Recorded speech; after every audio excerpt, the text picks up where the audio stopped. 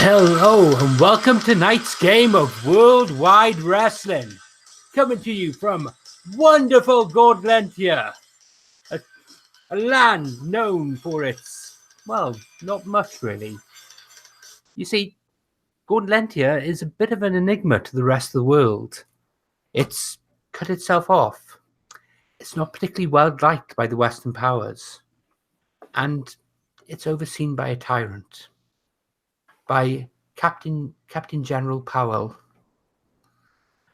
Now, the thing about the Captain General, like many tyrants and like many strong men before him, he's full of self-importance and he likes to show off to his people just how important he is.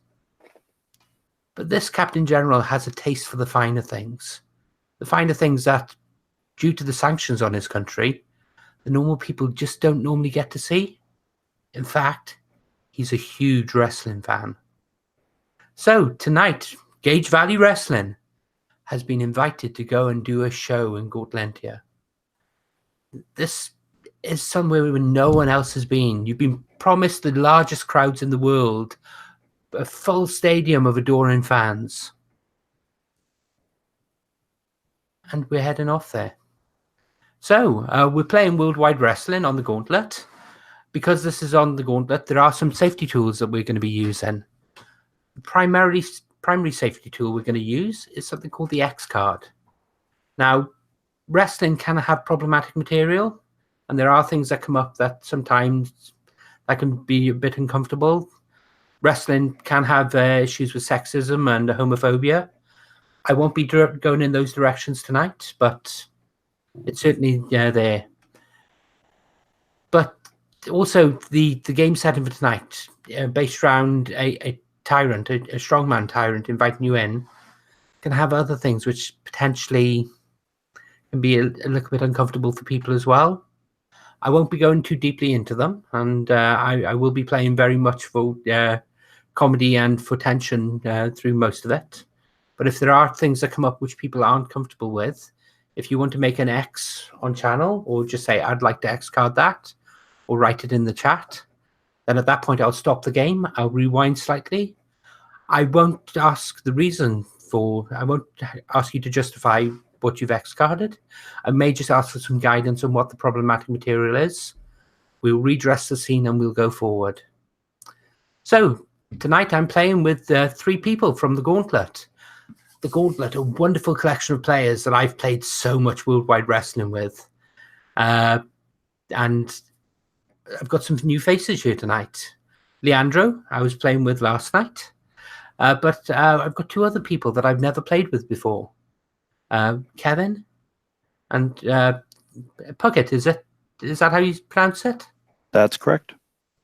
Brilliant.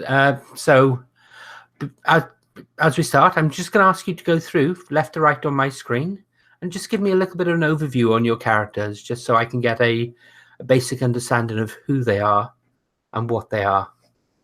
So I'm actually going to think about it. I'm going to go in reverse order. I'm going to keep you for last, Kevin. Scott, can you tell me about your character, please? Sure thing. I am playing Sarah Mazzelli, a technician very much in the mold of, say, a Lance Storm type character. She's not very flashy. She doesn't really cut promos. She shows up. She's an outstanding technical wrestler. And then she just wants to go back to the hotel, sleep, go on to the next town and the next match. She's not the flashiest, not the most attention-getting, but everyone knows that she's extraordinary in the ropes. Excellent. Does she have a specific gimmick, or is she just one of these pure technical characters that we see so often in in WWE these days? Just pure technique. I mean, if at this point, she's somebody who would probably be sent to NXT for more training in how to cut a promo, how to engage with the audience. I mean, the way that I'm envisioning this character is that she's kind of a female version of Lance Storm, who was rather unfairly, I think, slighted because people didn't know how funny he actually is and can be, because they just saw the technical skills and what he did between the ropes and kind of wrote him off because he was doing a very old style of wrestling at a time when that was not what was in vogue. Brilliant. So, Leandro, can you tell us a bit about your character, please? Yeah, so my character is Nina the Night Witch.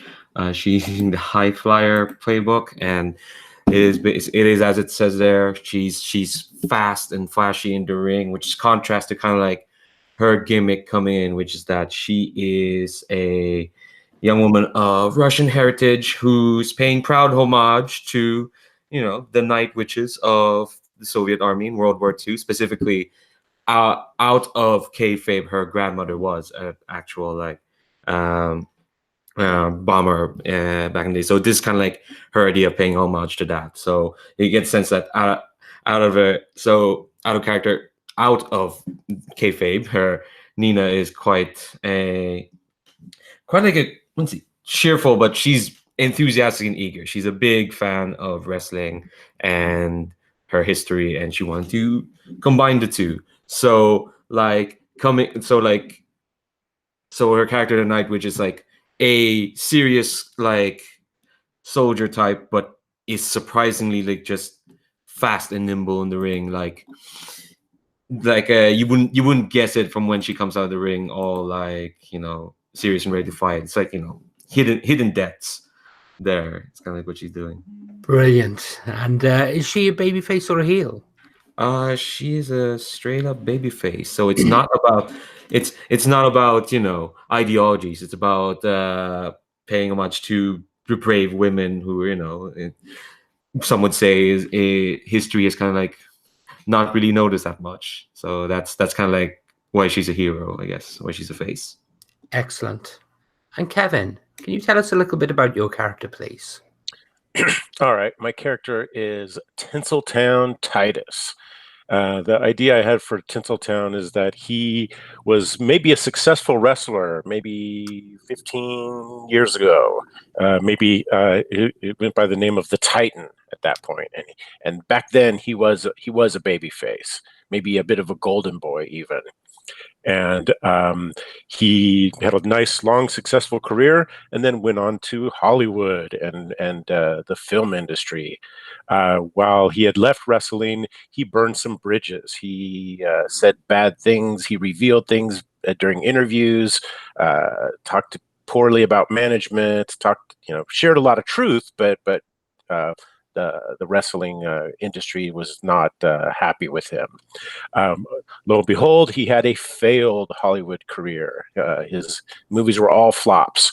So he has to come back on his hands and knees begging for a job, which he got. So now he's back in wrestling. They do not allow him to reference his prior character of the Titan. He's now Tinseltown Titus, and he has to take the role of a heel. Excellent. So he's an older guy. He's got graying hair. He wears sunglasses, big smile, and sort of when he takes to the stage, there's the whole red carpet, and he's got an entourage with hair people and makeup and cameras. So yeah, he's all about the show and the over-the-top theatrics. Excellent. And do they reference his filmography in that at all? Yeah, they would do that because they were all flops. So it's just an effort to shame him for what he'd done. Excellent. Brilliant. So those are the characters. Now, each of the characters actually get to ask certain questions to actually build up a little bit of history with each other and generate something in the game that we call heat. Now, heat is something that actually will, if you wrestle a match with someone and end the match on 4 heat, you actually get an audience for doing that. So building up heat with an opponent, even if you don't win the match, is a way by which you can actually build up your audience and become that little bit further up the card. So every character gets asked some heat questions at the start of the game to build up our heat map. So I'm going to go in the same order that I've just done. Puckett, would you like to ask your 2 heat questions, please? Sorry about that. I had it muted. Do you want us to ask them in any particular order, or do No, you want us to ask you can pick any two off the actual ones on the playbook. I think one of the more interesting ones, especially for this session, would be who is trying to teach me to be more of an entertainer?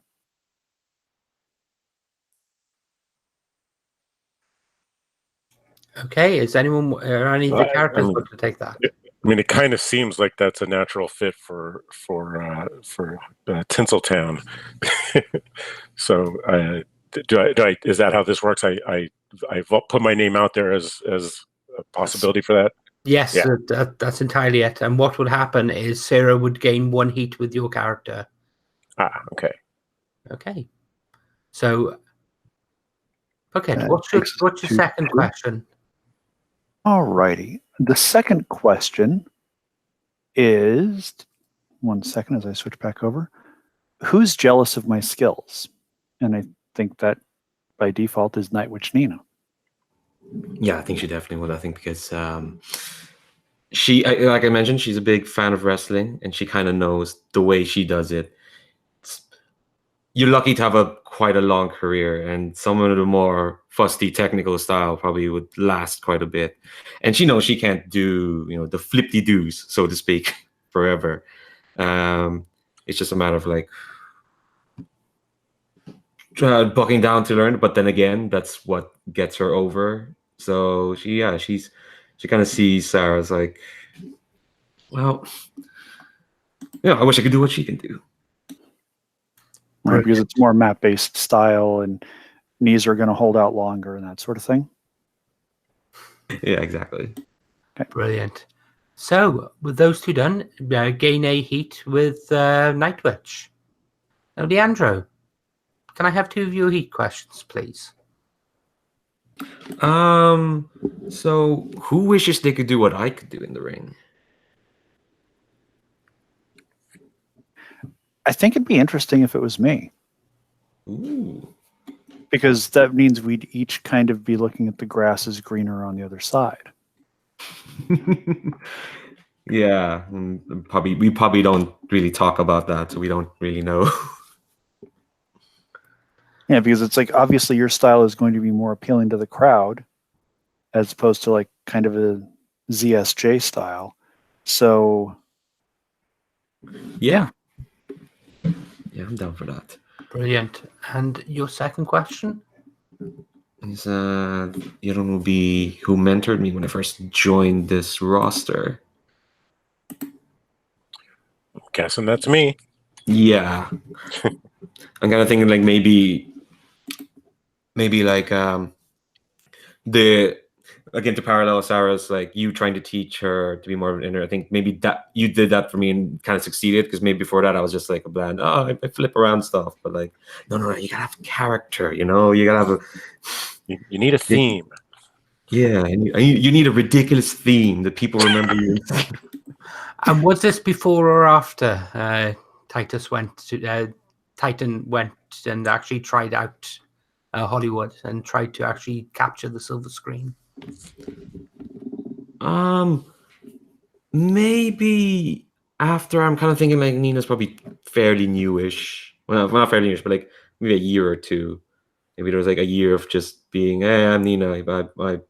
I can do some moonsaults, and then Titus came back and was like, all right, I might as well tell these kids how to do this. Brilliant. So if you mark a heat with Tinseltown Titus then. Now, Titus, you have 2 of those questions as well. So pick any of from that list of 4 on your playbook. Okay, so I like this one. There's one that says, who has no respect for all the work I've put into this company? So since I'm trying to teach, who was it? Sarah to be more of an entertainer, I think it might be interesting if she doesn't have respect for the work I've put in. So it kind of makes a interesting sort of friction there. So I think that's, if you're revealing the business, a technician trained that way would probably not be that stoked on that either. So true. That totally makes sense. There's no shortage of reasons for people people to not respect my character, but yeah, that works. So, and then let's see, the other one I've got is well, I think we need to go for maximum drama here. Who am I keeping out of the spotlight? So I'm guessing that one's going to be Leandro is playing If, Night Witch. if Leandro wants it, if not, it could also go to Puckett's character, go to Sarah, or if neither of them want it, we could have it as an NPW, a non-player wrestler. Okay. I mean, it's a really fascinating thing, especially for a returning wrestler, because that means they're taking up the slot of somebody who's been on the active roster the entire time. So I'm good with either. I'm actually down with if Sarah takes that, because like you can have more than one. You can have more than one question answered, I guess. So that just means there's a lot of heat between the two. Okay, so yeah. Oh God. So we'll put that. So I have 3 heat with Sarah. Oh, the crowd's going to be looking to see that when you two finally get together in the ring. Okay, so brilliant. So that's the heat map done. Now, with that said, let's start the game. It's been a long flight to get to Gauntletia. The airplane you've been traveling on, you were promised the world. You were promised the most opulent airlines. You promised limousines to take you to and from the arena. This aircraft must be 40 years old. The air conditioning doesn't work. There's a constant squeak as it tries to pump recycled air into the cabin. The seats are narrow. Most of you are big people, huge bulging muscles, and you're all crammed together on this hot, sweaty flight. The plane comes in over the actual main city of Gauntletia, and those of you who look out the window, normally as you look down, you're coming in at night, early morning, you expect to see a sea of light for such a large city. But the city centre is lit. But you're not really seeing any other lights beyond the actual skyscrapers and monuments themselves.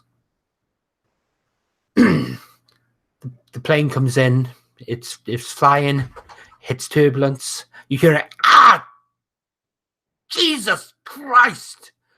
From Mama Bear, the giant, who's just been...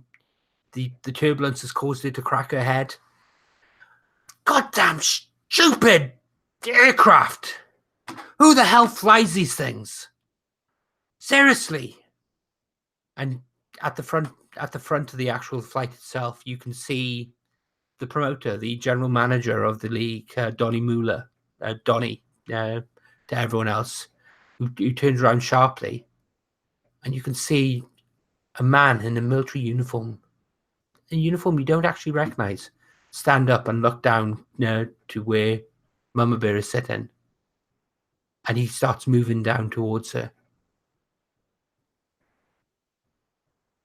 He goes down and he starts talking to her, and you're not far away. You can hear him berating her and telling her that she can't say such things about the glorious aircraft and the superior equipment that this nation has. This is top of the line. You are being treated, and you should recognize that. And you can see that she wants to bite back a comment, and he looks up as she doesn't say anything. He nods and he goes down to the front of the flight. And he sits down and starts talking to Donnie again. How do you... I'm going to go through each of the characters in turn. How do you feel about this booking? How do you feel about being here away from your families in a nation that isn't exactly friendly with the United States? Kevin, how does Tinseltown feel about being here? Was this by choice, or was it strong-armed onto this? He's here because he's a big name in the league, and he was told to come here. He was not excited about going. He's done his share of traveling, and the excitement of seeing new places that's something that was years in his past. He would prefer to not have to travel quite so much. So no, he's dreading the trip, and the fact that this is unproven territories is just adding to the anxiety. Brilliant. And I have to remember to unmute myself when I speak. You may notice that happen a few times tonight. I'm sorry, that button is very small on my screen. Leandro, how does Nina feel about being here? Outwardly, she's quite excited because she doesn't get out of the country that much, and wrestling outside of where they usually wrestle she's trying to see this opportunity. Outwardly, that's what she feels. Inwardly, she's nervous as hell because you don't hear nice things about Gauntletia. So she's trying to manifest that nervousness by just I think when the plane lands, she's actually like sleeping, snoring really loudly, just and I don't think she was woken up until Mama Bear started shouting. But yeah, she's trying to hide that nervousness, so it's all just a bit wan smiles, so to speak. Brilliant. And Puckett, how did Sarah feel about being here? Why did I even agree to do this show? I mean, it's like 3 days, and yeah, the paycheck was okay, but I had to leave my 3-year-old son with my sister. For this? I mean, these guys, like, are they going to shoot us if we say the wrong thing? What the hell was I thinking? How did I just got to get through the next few days.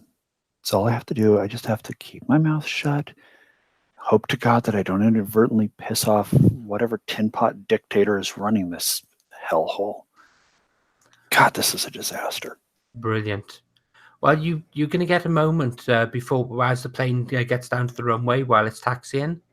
Is there any conversations people want to have before you dismount and come down onto the tarmac?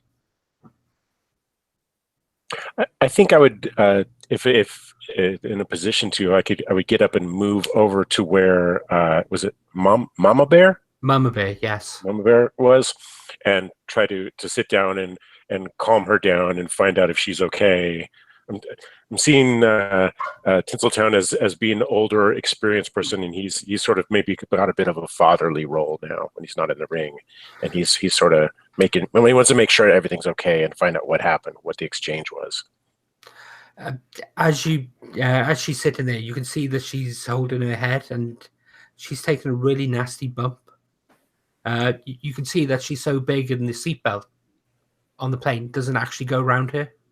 They have no extensions or anything, and that's part of the reason that when the turbulence hit, she got thrown out of her seat.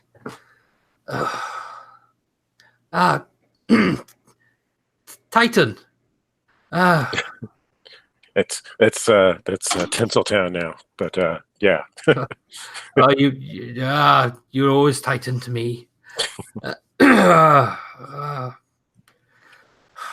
are the seats for you? I know you're a big guy. This is crazy. And her voice goes down low. This is crazy. I can't fit in any of these goddamn seats. 3 days. We're here for 3 days, and it's going to be over. And he, at that point, takes maybe his drink that he had, and he holds that over to her head where she seems to be uncomfortable, trying to ice it. So, careful. Oh, and her hands are huge. Her hand comes up and basically it wraps around yours as she holds it on. What do you think of the jumped up sergeant at the front? Well, he's definitely listening to everything that we say. So maybe we can talk about it later. In the hotel. Yes. Okay. Oh, God damn it. Hey. Why did I come here? Just hate me that the money. It's the money. That's why that big paycheck that's coming. This is crazy. Why are we here? Like I said, we're here for the money. We're gonna pull this off. It's gonna be okay. It's just 3 days, and we put us all behind us. You're hardly here for the money. I mean, you must be rolling in loot and dosh and dollars after all that work you did in Hollywood. Well, let me put it this way. I should have kept a better watch on my accountants. I'm not known for my ideal spending habits. I'm not here for the glamour. Quoted for truth, and she holds her fist up to fist bump, and Okay.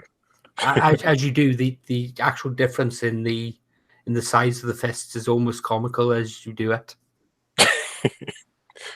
Her fist-sized hands. Okay, is anyone else wanting to have any conversations before the plane trolleys taxis to the end of the tarmac? I don't know about a conversation per se, but if we are standing up and getting luggage out of overhead bins and things like that, I might mention to Nina, my entire career, my lack of flashiness has been seen as a hindrance. And right now, not standing out that much might be the thing that actually gets me home. Well, I don't want to think too negatively about that. I mean, yeah, I mean, you still add to the show, I suppose. I think you caught her at a moment as she's kind of like eyes darting. She was trying to. This is a very slow thing. She was trying to hide the fact that she was picking her nose just a couple of seconds before you started talking to her.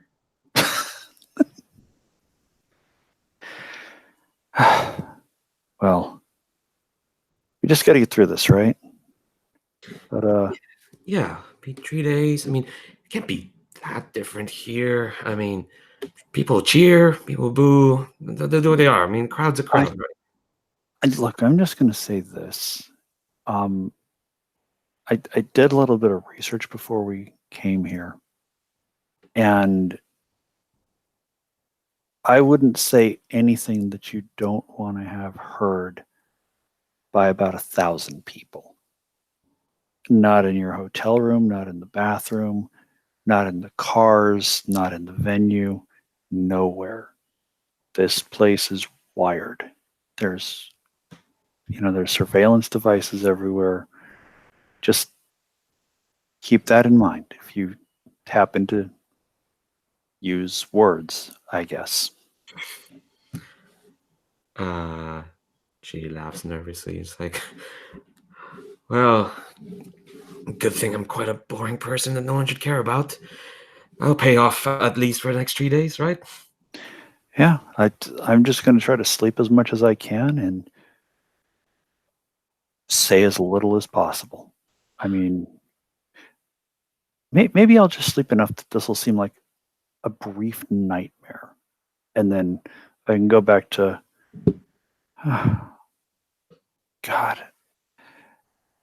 I can go back to Winnipeg from here. Do you think they allow immigration here? I mean, we got in, I suppose. I mean, it's not like people don't know we're here.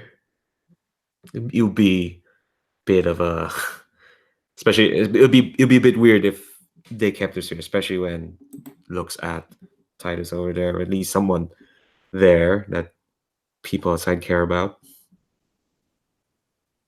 And at this point, yeah, the aircraft's on the ground. You can see Donnie is up at the front of the plane, and he's trying to get everyone's attention.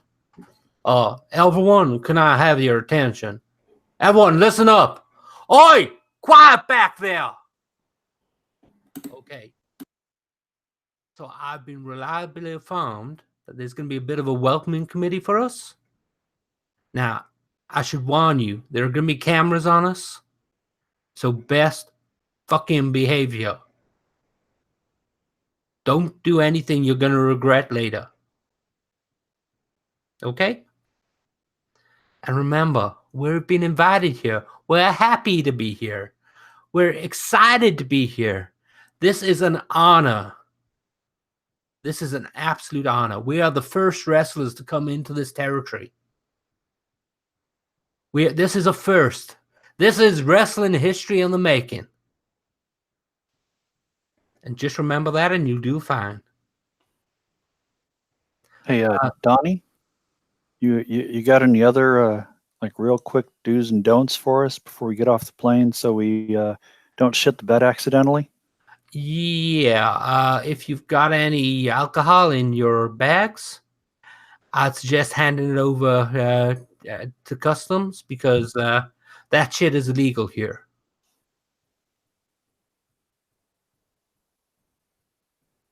Anything else we should know? That it? No. We'll be fine. We'll be fine. Just stay positive, stay happy, keep a smile on your face, and you will be fine. I guarantee. Okay? Now, everyone, let's put on our best face and get out there. And he starts going, he reaches up to the locker, he takes down his bag, and he starts making his way to the door. Wait, are we going straight to this welcoming thing? I need to change my sweater. There's some drool on it. Probably should. You have Look, your you think trouble. that's bad. He just said he guarantees we're going to be okay. He guaranteed it. Do you realize how screwed that means we are?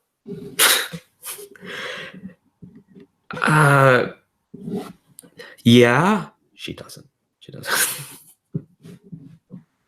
Look, we'll figure out something to do with the drool. Does anybody have any club soda or seltzer water or anything like that? Anyone? Titus offers up his glass of ice water that he had. Here, you could maybe use this. There is also the actual flight attendant's trolley down at the back of the actual plane itself. You could always have a look on that and see what's there. Is there a flight attendant that we can ask for help? Yes, there is. Because I don't want to get shot for messing around with the trolley. There's a flight attendant. She's putting away all the things. She's mainly given you everything that she's given you during the flight so far has not exactly been branded with a name you recognize. There's no Coca-Cola, no Pepsi, no Jack Daniels. In fact, no alcohol on the actual flight at all. She looks up as you come down. Hello. How can I help? My friend, well, she was sleeping and she got some liquid on her shirt, and I was wondering if you had any kind of like a soda or some seltzer water to help us maybe. I didn't spill anything on her. No. It's not you. It's something that was this. You did absolutely nothing with this. This is just something that she did to herself, and we were hoping that you could help us maybe tidy her up a little bit, or if you have like some soda that you could help us. Yeah. And she opens the ice box, and it is literally just an ice box. There's no proper refrigeration on this, and she starts going through. She takes out all little things, and she takes out a small bottle of soda, and passes it to you. So it's an 8-ounce can of 5-Up, right? Yes. And as she's handed it over, you can see her hand shaking. Thank you so much. You've been so helpful and so kind. I really appreciate this. I won't forget this. You saying that you won't forget this? You see her eyes go wide, and thank you. And you can see her eyes dart to the man in the uniform at the front of the plane. Thank you. I go back over to Nina with the can and say, let's see if we can get this cleaned up before I get anybody else sent to a gulag at this point.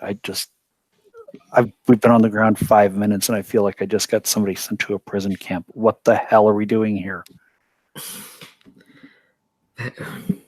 Thanks, Sarah.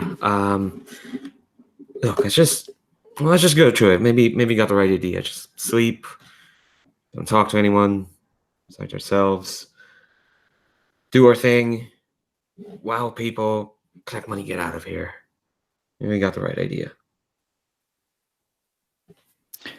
I don't know a paycheck that is worth this. Okay, so who's applying the soda? I think that I would probably just. I mean, if Nina wants to do it, that's fine.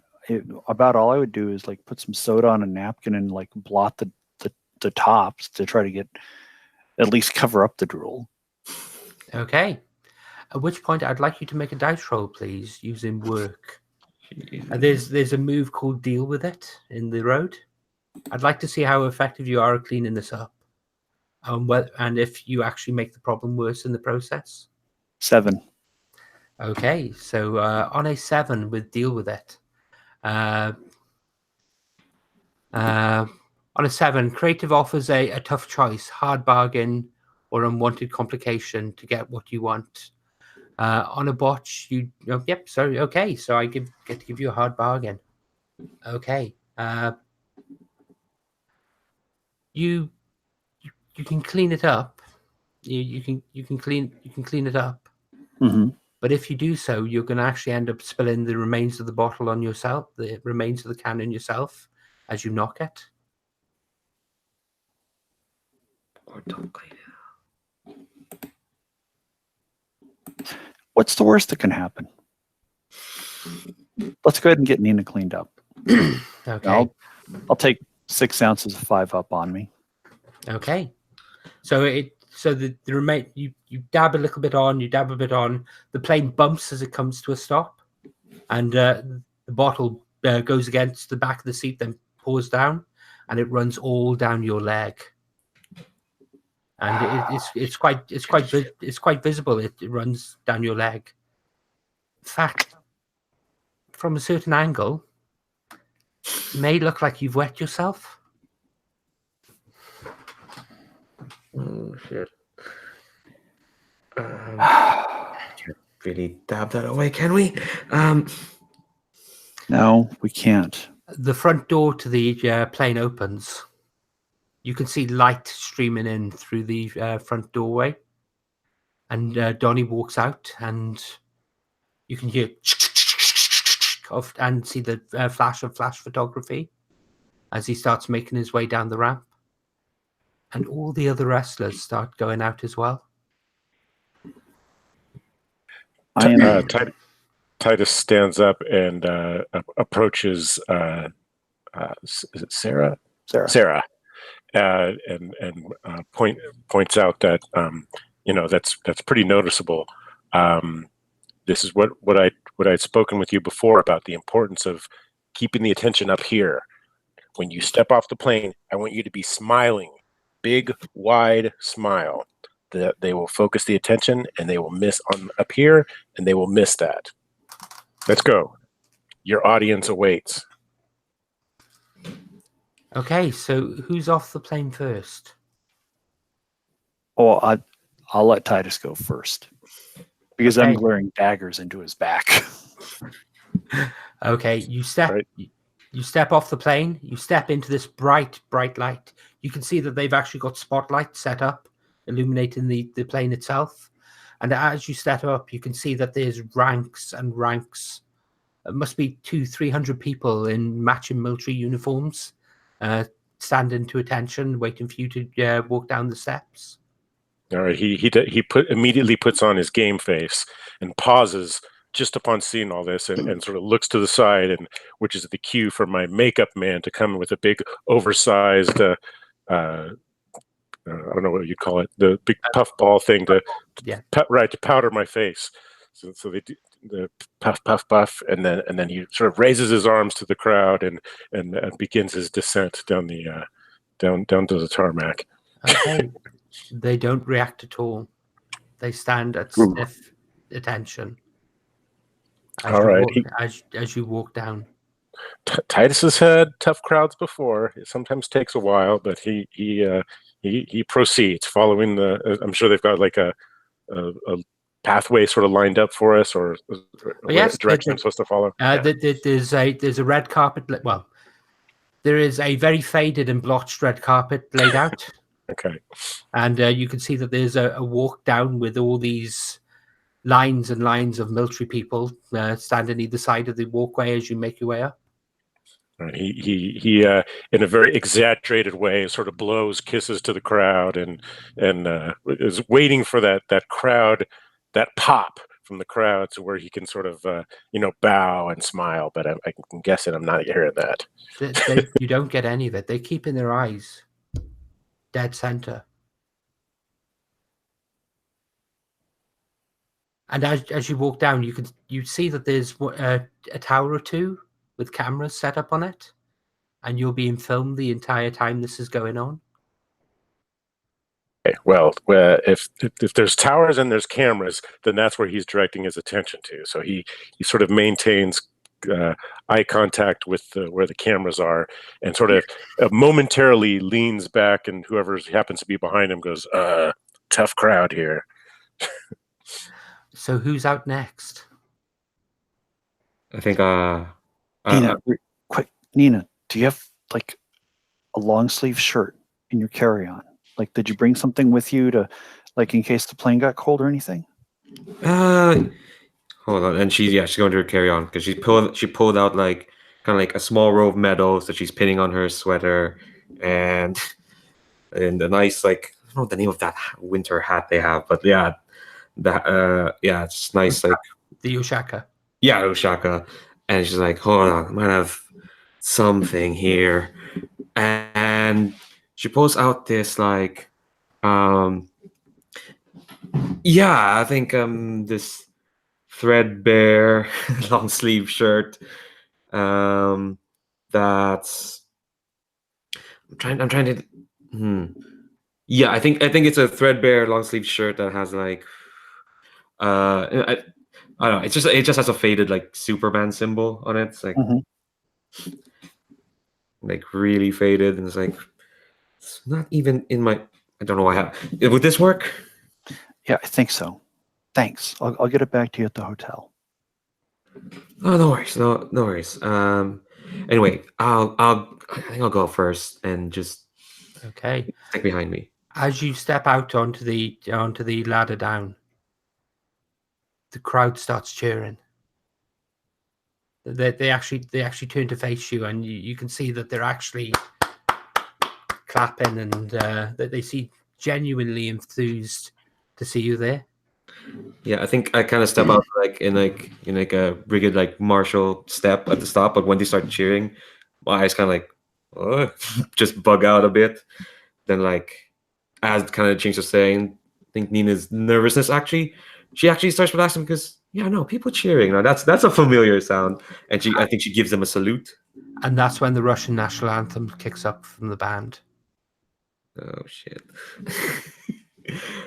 Yeah, I think I'll wave off the salute and just kind of like just see where everyone's going, and just kind of like walk with my kind of like hands behind my back, just walking like a soldier would, and keeping like. And they cheer you the entire way. You can see they're genuinely happy to see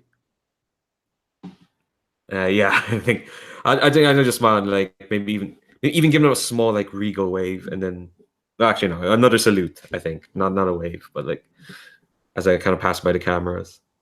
And you notice that the cameras are actually following you the entire way, and that they're very much concentrated on you the entire time. In fact, some of the crowd shot cameras that were there just to cover the ambience and cover different angles have turned to look at you as well.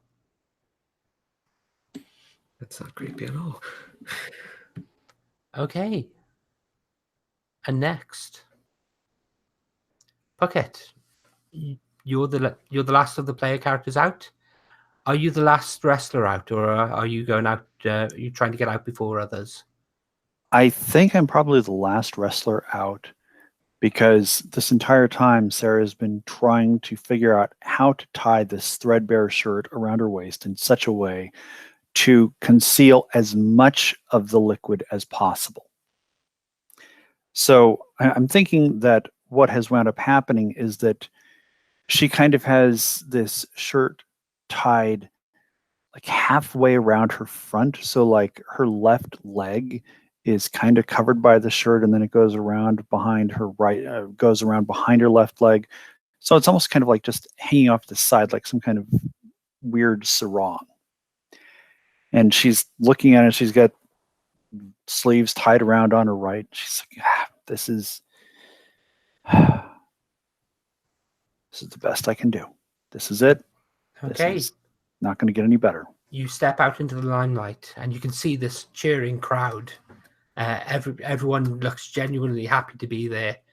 You can hear music playing in the background. It appears to be a national anthem. I don't know if you're familiar with the Russian Federation anthem or not, but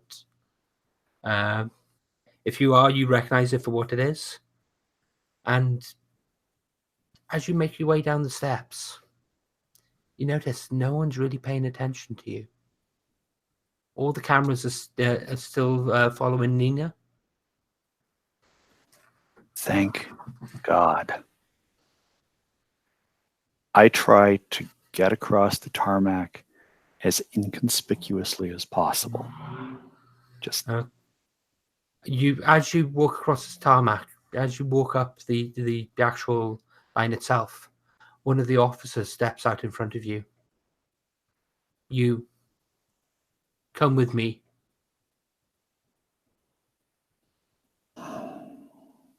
Great.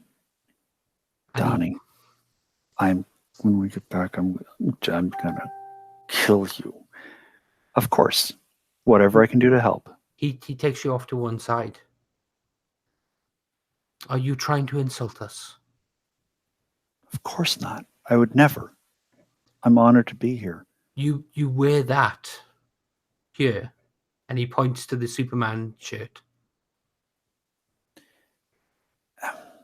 There was an accident on the plane. I spilled some liquid on myself. American way. You are trying to insult us? No. Truth, justice. Yes, we have truth. We have the supreme truth. We have true justice. We have General Powell's justice. I untie the shirt and show him the liquid spill.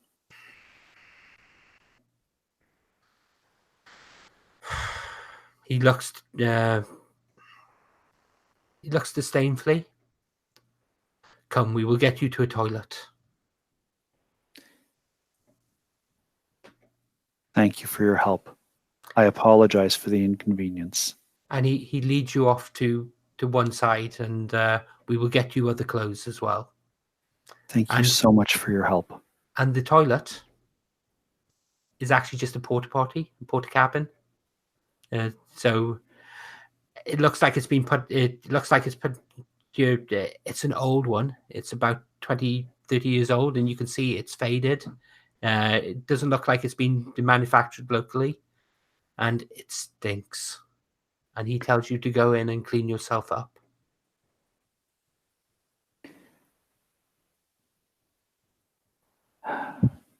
Thank you so much for this opportunity. I appreciate it. And a few minutes later, there's a knock on the door. The door opens because the lock doesn't work. Of course, the lock doesn't work. And a small bundle is passed through. And as you open it up, it's a new set of pants. Thank heavens. They're polyester. And so they're scratchy. I can deal with this. They're scratchy. They don't fit properly. It looks like they come in standardized sizes, and one size kind of fits no one. Donnie. But you do manage to get changed and get back out before the general arrives.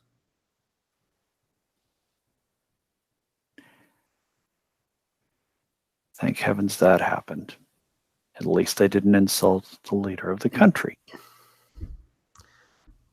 So, while this is going on, everyone else is gathered together for a press call, and all the wrestlers get together, and you can see that the various state-sanctioned reporters come forward, and they start talking to people individually, putting microphones in their faces and ask them questions about why they're here and how it's such an honor, and who do they want to thank for actually inviting them here, and other such things.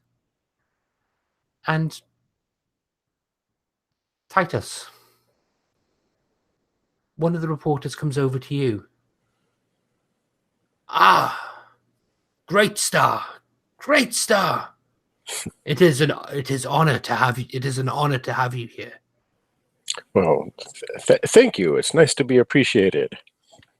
And Titus, can you name one of your movies, one of your particularly worst movies, and the role you had in it? Snakes on a Train.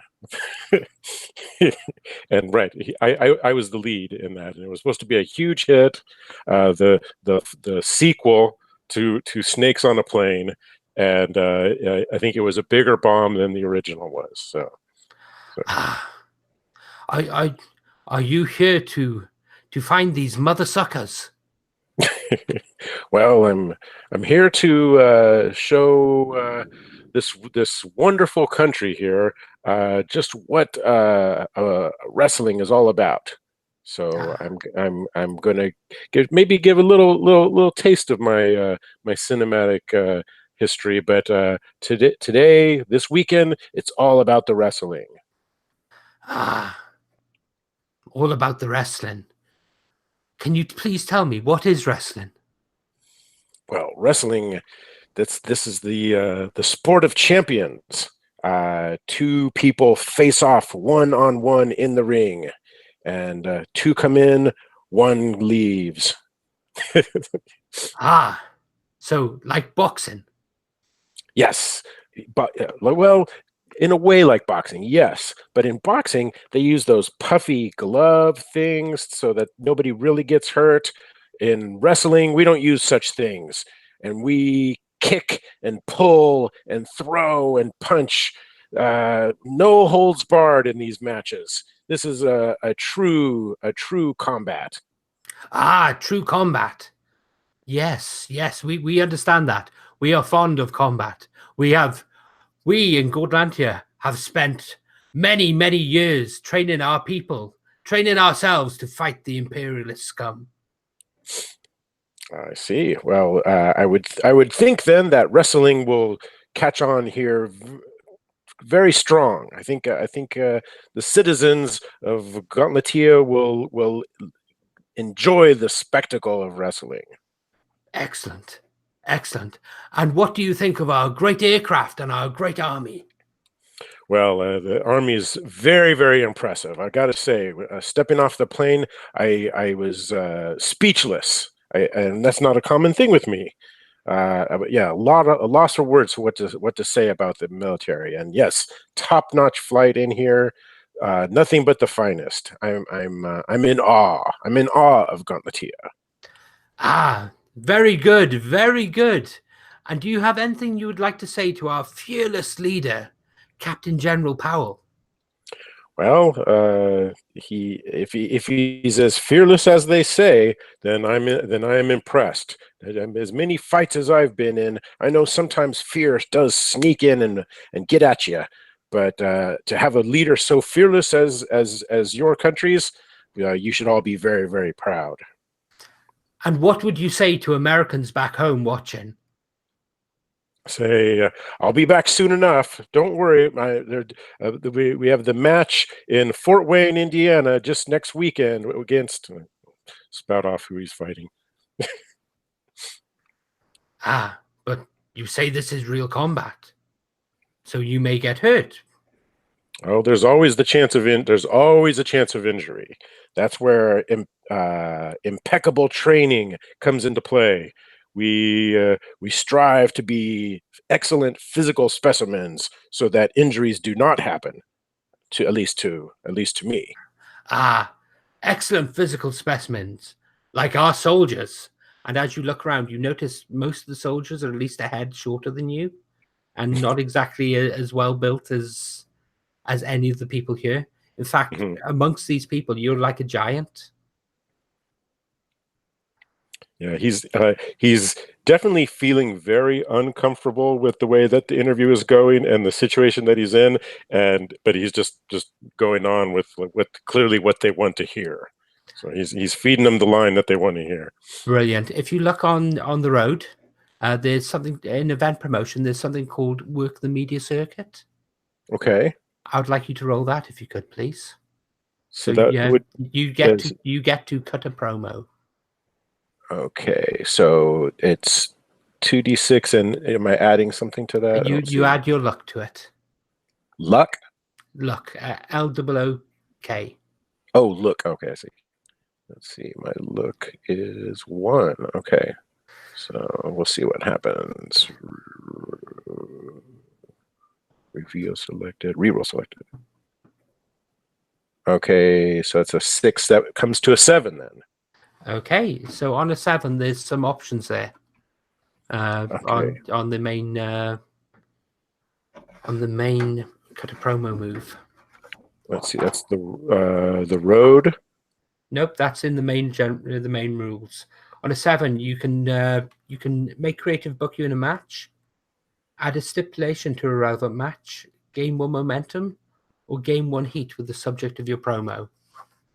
I don't think you'd actually have a subject of the promo in this instance. Yeah, so I think the momentum is probably the smarter move, the smarter selection there. Excellent. So take a momentum. I'm guessing there's somewhere on here. Momentum. Okay, so we'd have no momentum to start with. I see. Oh wait, no, you all start with 1 momentum to begin with. Okay, so that's now up to 2. Got it. Okay, so while this is going on, you can see in the distance, you see a Rolls Royce, a 1950s pattern Rolls Royce, flanked by several motorcycles and several military vehicles behind, start maneuvering itself down to the actual, down to the aircraft and the runway itself. The band stops playing the Russian anthem, and all of a sudden it picks up the Gauntletia anthem. And your handlers are all come over and start getting you lined up, waiting for the Captain General to arrive. As the car pulls up, it pulls up to the head of the red carpet. It stops, spot on, precise, and several soldiers run up and open the door. And out steps a big man, an imposing man, but what might have been muscle to begin with has pretty much gone to fat. And where there would have been a strong hairline beforehand, it's now patchy and a little bit balding. He steps out, he takes out his military hat, he puts it on, and there are so many medals over his military uniform. There's just award after award after award. And he steps out and he cheers, and all the soldiers cheer. That they all seem extremely happy that he's here. And you notice in the background that several black-garbed soldiers don't, and they stand there looking round with their hands on the pistols at their sides. Captain General Powell marches up, and he goes straight. Donnie goes up to him, and he goes straight past Donnie, and he heads down the line, and comes up to Nina. Ah, comrades! And he comes up and he hugs her. Ah, it is so good to see you here, comrade. I think as he kind of lets go, just like maybe just a second too long to like recover. It's like and I'm not going to try a Russian accent. I can't do that. Says, it is good to finally visit Gauntletia. The motherland has been so good to this country in the past, and I'm glad to have finally been offered given the most generous offer to visit and perform for yourself and your people. It is good to have you here. Such an outstanding vision of socialist womanhood. Come, my friends, come. And he takes your hand and holds it up, and all the cameras are focusing on you, and all the crowd is cheering. I have a gift for you. Oh, that's very kind of you. Come, bring it. And you see someone running up, one of his servants running up with a cushion with something on it. And as he gets close, I have a gift. And he takes out a medal. This is the Star of Gauntletia, the Communist Star. And as you look in, you can see the hammer and sickles actually built into it. Oh, God. This is my gift to you in your battle against global imperialist capitalist scum. And he spits at the ground. And you notice all the other soldiers do the same as he does so. Nina looks at the medal. I'm honored that you found me worthy of such a magnificent honor. I will do you and our comrades proud in the battle against capitalism. Excellent. Now, he looks around to everyone else. You are all my guests here. You will be treated to the best. You'll be treated as only the people of Gauntletia can treat you. Now, please, we will have our picture taken, and then you will go to your hotel. And he stands there, and he has his picture taken with each of you in turn, and he has a group shot, and you can see there's all sorts of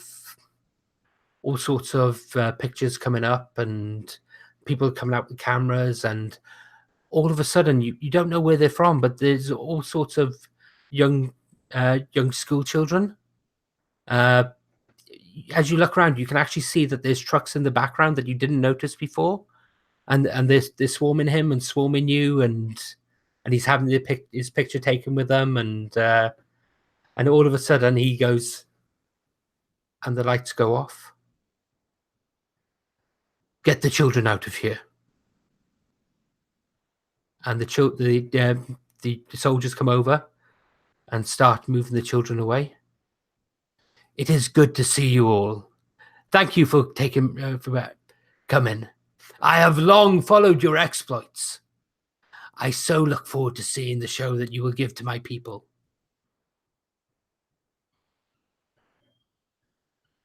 And he looks round.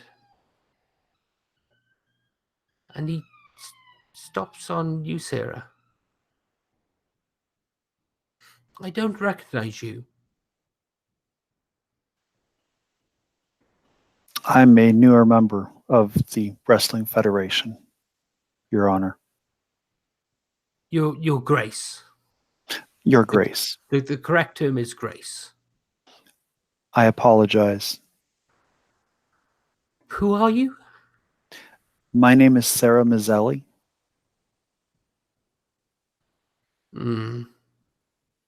Canadian. Yes, Your Grace. I spent many wonderful years in Canada as a child. Which part of Canada, Your Grace? Guelph. It was a most wonderful place. I hope that my people were as hospitable as your people have already been. Indeed. You are Canadian. Yes. Do you have any maple syrup? Did you bring any with you? We find the restrictions on our country means we cannot chip in as much as we would like. Your Grace, I thought that something like this might occur. And I brought it. It's only a small token of our appreciation. But I brought a bottle of handmade maple syrup because I hoped that I would have the opportunity to give you a token of appreciation for inviting us here. And Excellent. this is what my country is most known for, that and saying excuse me and thank you and please. So I wanted to offer the opportunity to give you one of our other exports and one of the other things that my country is known for. And this actually is from my region in Manitoba. Oh, no. Just give it to me. That is fine. Just give it to me. Of course. Thank you, Your Grace. Thank you. He takes it. He instantly hands it off to someone else. Everyone, we have buses waiting for you. They will take you to our best hotel. And at that point, he backs off. He walks away. He gets into his Rolls Royce, and it rolls off, followed by a progression of military vehicles. And Donnie breathes out a sigh of relief. Jesus fucking Christ. What the fuck just happened? And we'll cut scene at that point. Okay, so we're halfway through the game. I think now would be a good time for a break before we actually go to the main wrestling show. It gives me a chance to actually work out a card. So what we'll do is if we come back at 10 to the hour. Works for me. So I will see everyone in 10 minutes. See you then. See you.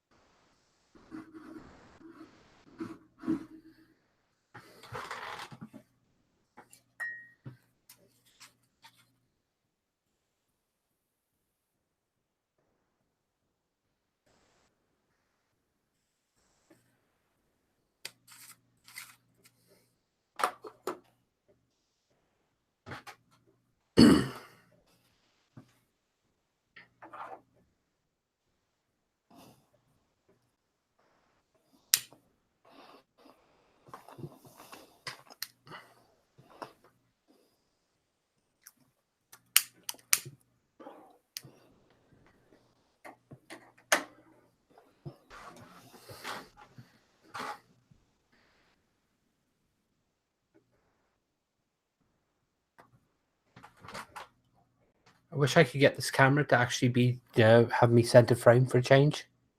Yeah,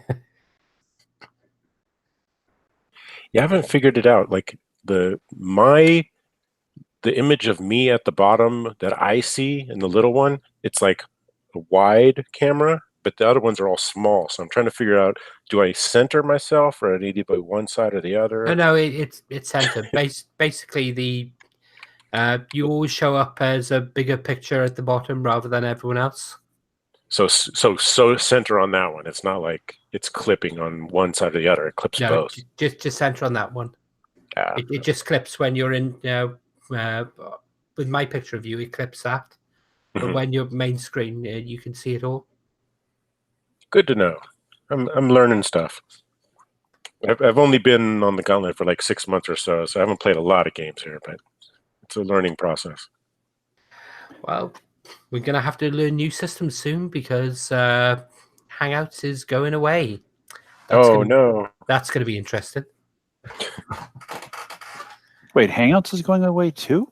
Yeah, they're getting rid of Hangouts. It's going to become a paid service used for businesses.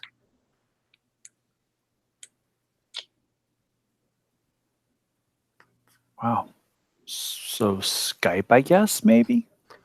Probably, and OBS or something, or maybe Twitch or whatever goes through that. I don't quite know yet.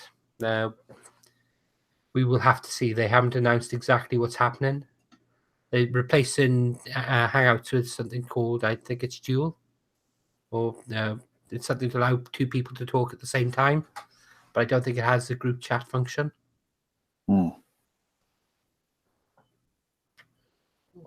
Okay, so there is a scene I want to do before we actually head into the main match itself. So everyone's in the hotel. This is still the night before the main show, and Sarah. Oh, God. I think you get a phone call from home. Ring, ring, ring, ring. Hello? Mummy, is that you? Oh, I am so glad to hear from you, Timmy. How are you? Daddy let me stay up late. How late? The small hand is on the 9. That's not too bad. I won't yell at him too much. How's it going, Mummy? I miss you. I miss you too, sweetie. It's going really well. It's going really well. The people are very, very nice. Everybody's been very welcoming. Everybody's been very helpful. I met a really nice soldier who helped Mommy because I had an accident, and he helped me clean up. And that was very nice of him. I met a soldier today as well, Mummy. Really? Yes. Where? Oh, he came to the door. Really? Yes. What kind of soldier? Oh, he was an American soldier. He was in a blue uniform.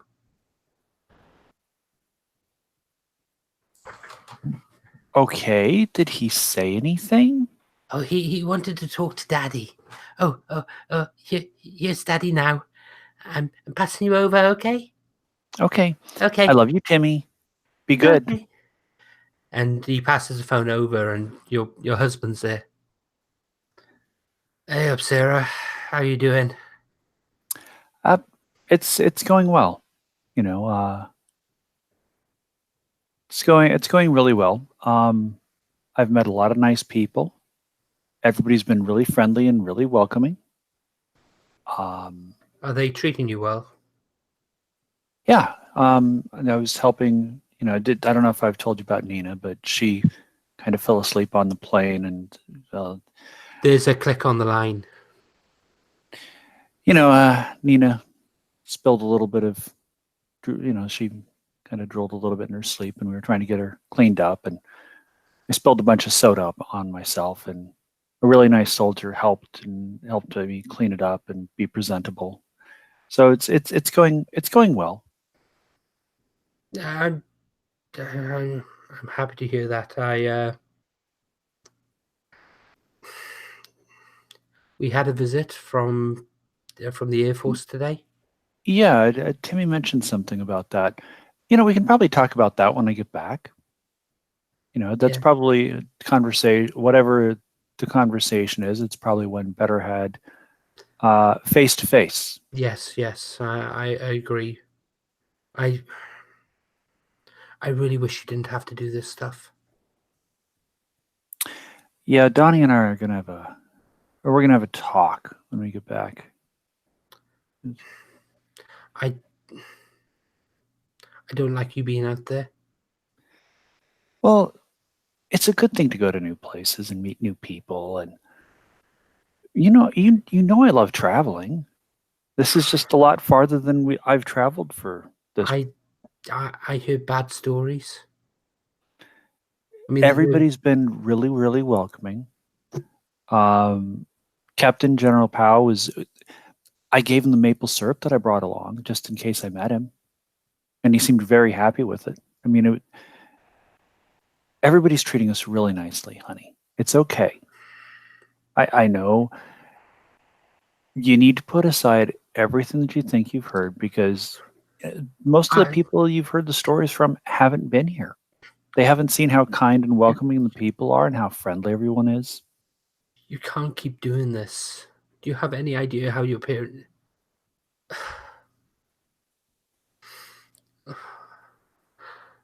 Look, it's only. I'll be home in a couple of days. You can't touring the rest of the world is bad enough. I'll be home in a couple of days. I'm going to have a chat with Donnie, and we'll see what we can do. We'll see what I can do about at least staying in North America. You know your dad's got that job for you that he with the company business. You don't have to keep on doing this. You know that I don't like working a desk job. I trained my entire life to do this. I've been training to do this since I was 12 years old. I worry about you. I know you do, but it's okay.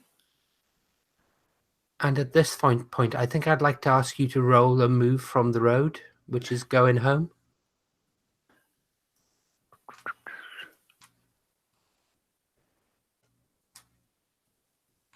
And that is a 9.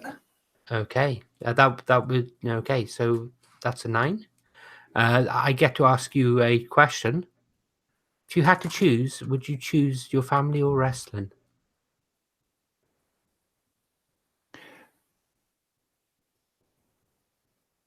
Well, Mark can be an annoying husband from time to time, but Timmy, yeah, I'd give up wrestling for Timmy. Okay. Mark and I would have a chat about it. We'd talk about what supporting your spouse actually means. And then we'd talk about his comic books and how they have been sitting in the attic for 20 years and he never looks at them and they're just sitting up there being a fire hazard and taking up space. But okay, so this is the thing. You can gracefully avoid the answer, but lose over momentum. Or you can answer honestly and keep your momentum. I'm going to answer honestly. And basically say, yeah, if it came down to it and it was a choice between family or wrestling, I would choose family. I really wish you'd take that job with your father. I'll talk to you later, okay? Yes. I'll be home in a few days. And the line goes click, and the call ends.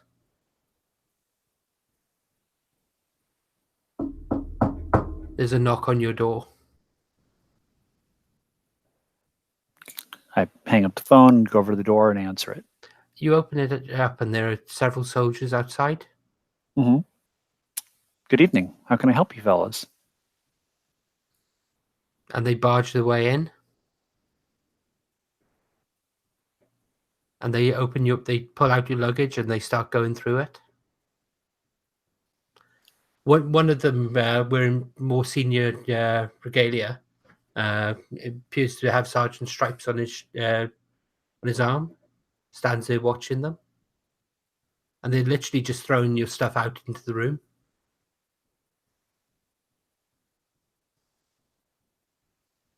Okay. He turns to you. What was this about the Air Force? I have absolutely no idea. It's really unusual to me as well. There's absolutely no reason that really anybody from America should be visiting my family in Canada. Sorry, did I say the American Air Force? That- I'm just catching it. That was the impression that I got. Oh, sorry, I meant the Canadian Air Force, or Canadian Flying Corps, or whatever it is. I don't know what the Royal Canadian Air Force. Perhaps Timmy got it wrong. He is only 3 years old. I mean, I can't expect him to know the difference between American and Canadian service branches. The sergeant looks over to the people going through your gear. Did you find anything? They shake their head and they stand up and walk away. He looks at you. We will be watching you. And he goes outside and closes the door and doesn't say anything else. Now you have an opportunity to talk to each other before the matches start. Does anyone want to have a conversation with another wrestler before we begin?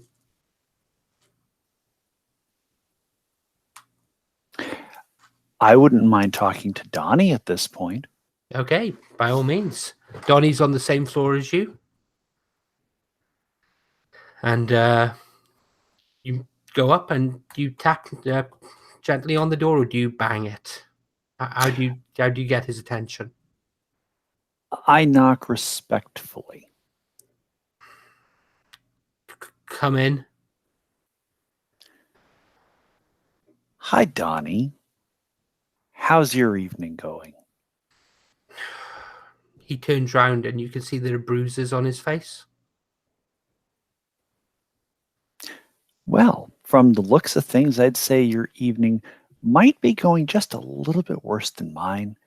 And Donnie, I'm going to tell you a little secret right now. That makes me happy. Oh, fuck you. And I just had a platoon of soldiers tear my room apart and throw all my clothes on the floor. I was helped by a soldier because apparently a Superman logo is prohibited in this country, and I tied it around my waist so that it wouldn't be less embarrassing than the stain or than the soda that looked like I urinated myself. This is a shit show, Donnie.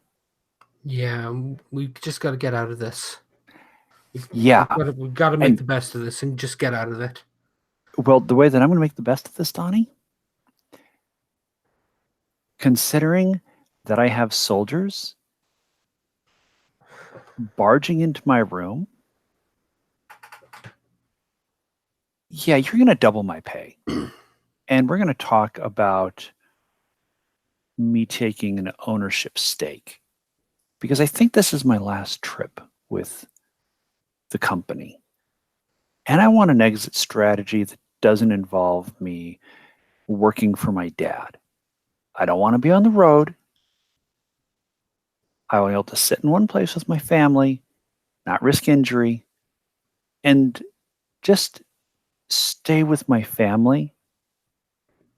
You know what I mean? I want to get home and stay with my family. Am I being clear here, Donnie? We all want to get home. We all want to stay with our family. Just keep that in mind over the next few days. Donnie, I have that in mind. I am doing every single thing I can to not make things any more challenging. Do you understand what I'm saying, Donnie? I understand. Trust me. He points to the bruising. I understand. So I'm not trying to create trouble for you. But you owe me.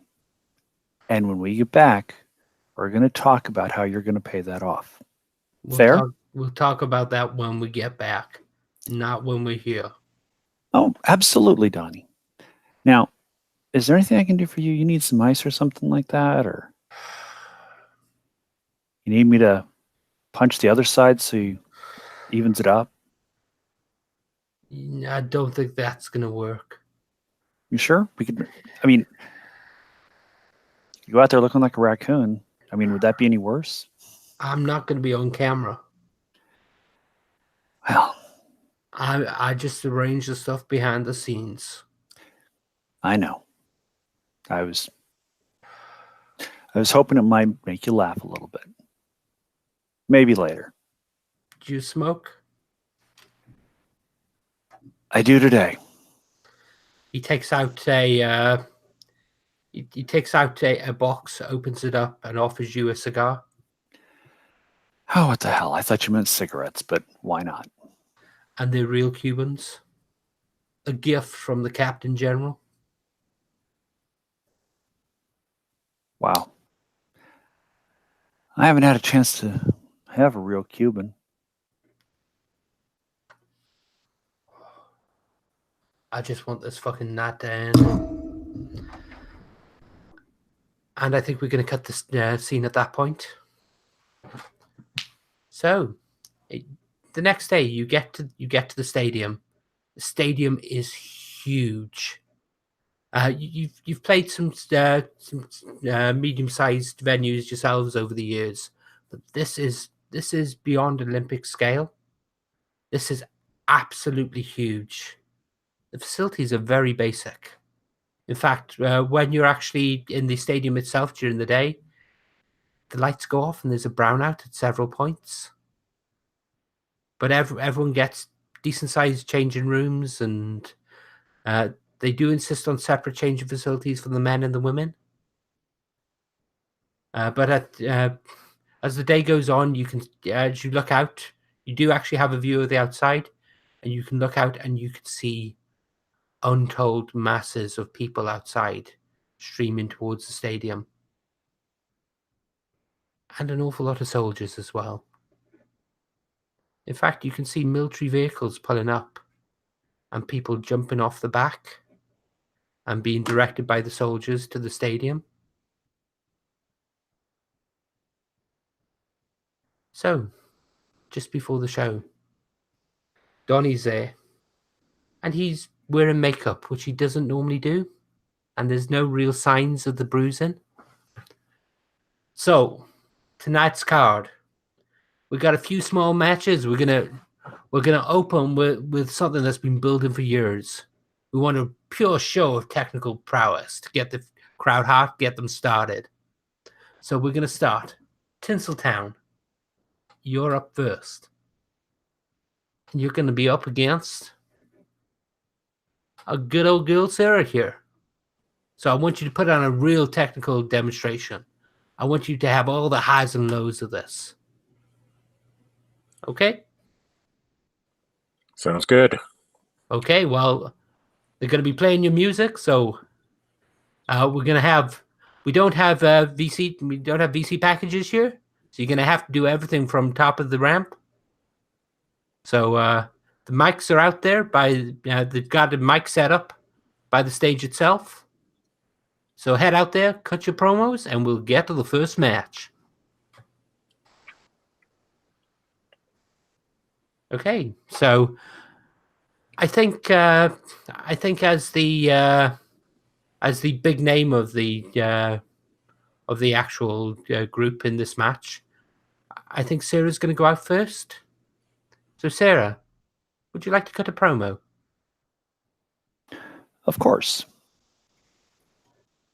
I pick up the mic at the top of the ramp. Go for some cheap heat. Say thank you so much for inviting us to your lovely country.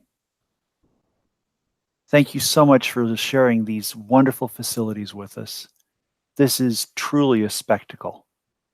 We couldn't have imagined that things would be so wonderful, and that you've been so welcoming. But tonight,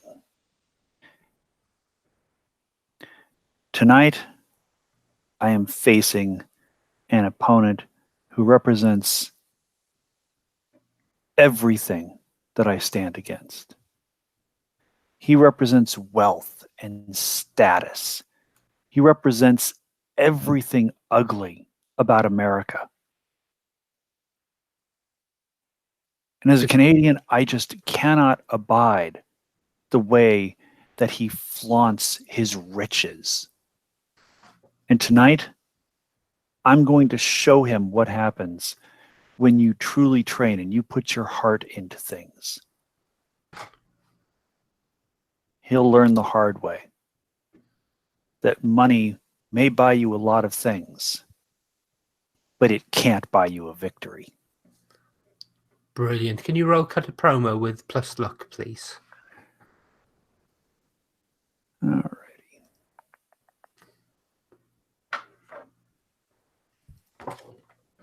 That's an 11.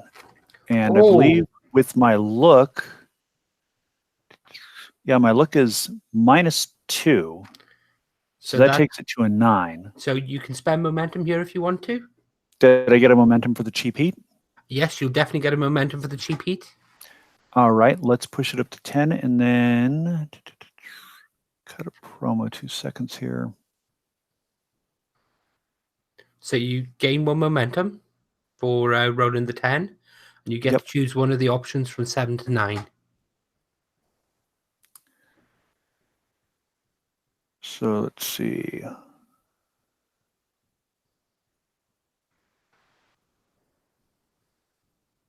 I'm going to gain another. I'm just going to take 2 momentum.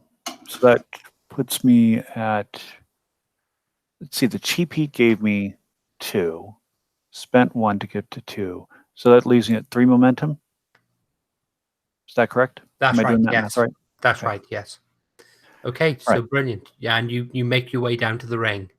Now, Tinseltown, this is your big moment.